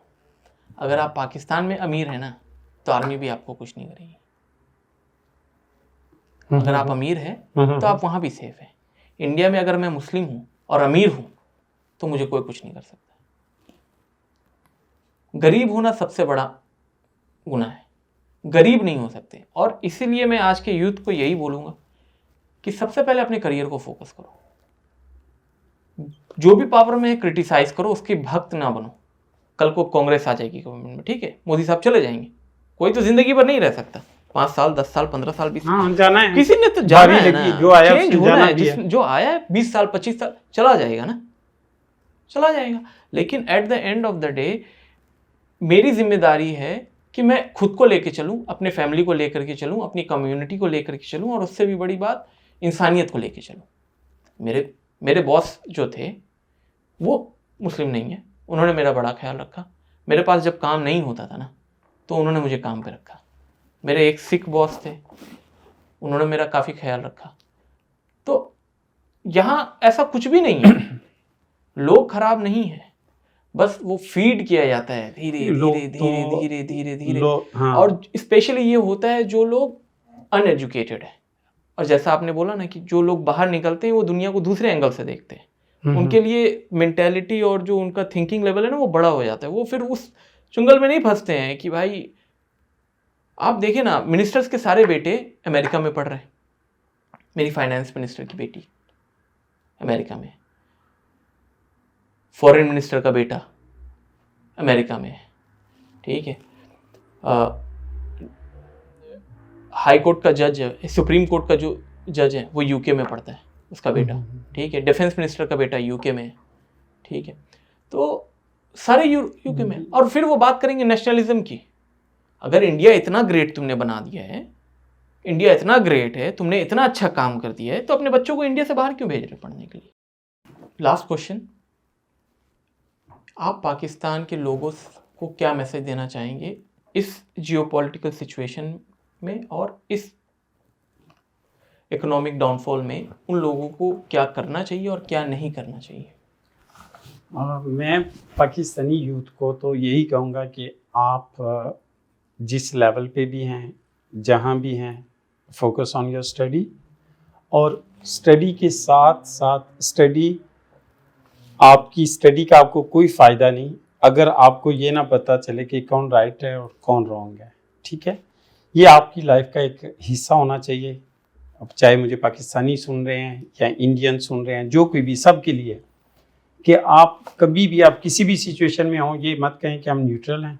आप हक वाले को देखें, जो आपको राइट लगता है उसका साथ दें, अपनी स्टडी पे फोकस करें, अपने आप को आगे लेके जाएं, और अपने घर वालों के साथ और अपनी सोसाइटी के साथ, हर बंदे के साथ पीसफुली रहें। हर बंदा अच्छा होता है, कोई भी सोसाइटी किसी दूसरी सोसाइटी के अगेंस्ट नहीं होती। ये कुछ ओपोनेंट्स होते हैं, कुछ पॉलिटिकल सिचुएशंस होती हैं जो हमारे ज़हनों में एक दूसरे के बारे में नफ़रत या हेट के ऊपर पॉलिटिक्स कर रहे होते हैं कुछ लोग। उसकी वजह से कुछ इमेजेस हमारे माइंड पे बैठ जाते हैं, जिसकी बेस पे हम खुद ही अपने माइंड के अंदर एक इमेज बना लेते हैं कि फ़लाँ बंदा जो है ना वो ठीक नहीं है, या होल सोसाइटी ठीक नहीं है। तो मेरे ख्याल में जो भी कुछ सुन रहा है, मुझे, हम सबको चाहिए कि एक दूसरे के बारे में पॉजिटिवली सोचें, पॉजिटिव बने, और पॉजिटिवली जो है ना ट्राई करें जो भी हम बेहतर कर सकते हैं दूसरों के लिए, क्योंकि life is very short, life is going so fast. हमारे जितने भी लाइफ गुजर चुकी है, हमें अभी भी देखें तो पता ही नहीं चलता कि इतने साल कैसे गुजर गए। तो ये लाइफ इतनी स्पीड के साथ जा रही है, तो इंसान वही अच्छा रहता है, अच्छी लाइफ या पुरसकून लाइफ उसी की होती है जो दूसरों के लिए अच्छा सोचता है, दूसरों के लिए पॉजिटिविटी अपने माइंड में, अपने दिल में रखता है। उसको हमेशा लोग याद रखते हैं। जो नेगेटिविटी में होता है उसको कोई भी याद नहीं रखता, उसका कोई नाम नहीं लेता। तो कोशिश हमें यही करनी चाहिए, हमेशा पॉजिटिव रहे। Thank you. और मैं भी एक मैसेज देना चाहूँगा इंडिया और पाकिस्तान दोनों के लिए, दोनों के पब्लिक के लिए, कि अगर आप दुनिया में सबको ठीक नहीं कर सकते ना, तो एटलीस्ट खुद को ठीक कर लें। यहाँ से शुरू करें, खुद का ख्याल रखें, अपने घर में अपनी फैमिली का ख्याल रखें, गलत कामों से दूर रहें, दूसरों का हक ना खाएं, दूसरों को परेशान ना करें, अपनी वजह से किसी दूसरे को परेशानी ना हो। फिर उसके बाद हदीस है कि अपने पड़ोसी का ख्याल रखें, और इसमें बिल्कुल नहीं देखना है कि वो हिंदू है, मुस्लिम है, क्रिश्चियन है, सिख है, ईसाई है। आपके पड़ोसी पर आपकी ज़िम्मेदारी है कि आप अपने पड़ोसियों को परेशान ना होने दें, परेशान ना करें, और उनको हमेशा हेल्प करें। उसके बाद do not be political until unless you know how politics work. Politics की वजह से दूसरे से लड़ाई नहीं करनी है, वो उसकी पार्टी का है, ये उसकी पार्टी का है, उसने ये किया, हमने ये करना है, नहीं। अपना दिमाग लगाना है, अपने लिए काम करना है, पढ़ाई लिखाई करनी है, स्किल डेवलप करनी है, पॉलिटिकल रैली से दूर रहना है, और सही का साथ देना है, और गलत कामों से दूर रहना है, हक बात पे रहना है। ये कोई बड़ी बात नहीं है कि कोई इंसान ये ना समझ पाए कि वो हक पे है या वो ना हक पर है, और बस पॉजिटिव एटीट्यूड के साथ आगे चलता रहना चाहिए। ठीक है, थैंक यू। Okay, bye. ठीक है खालिद भाई, थैंक यू।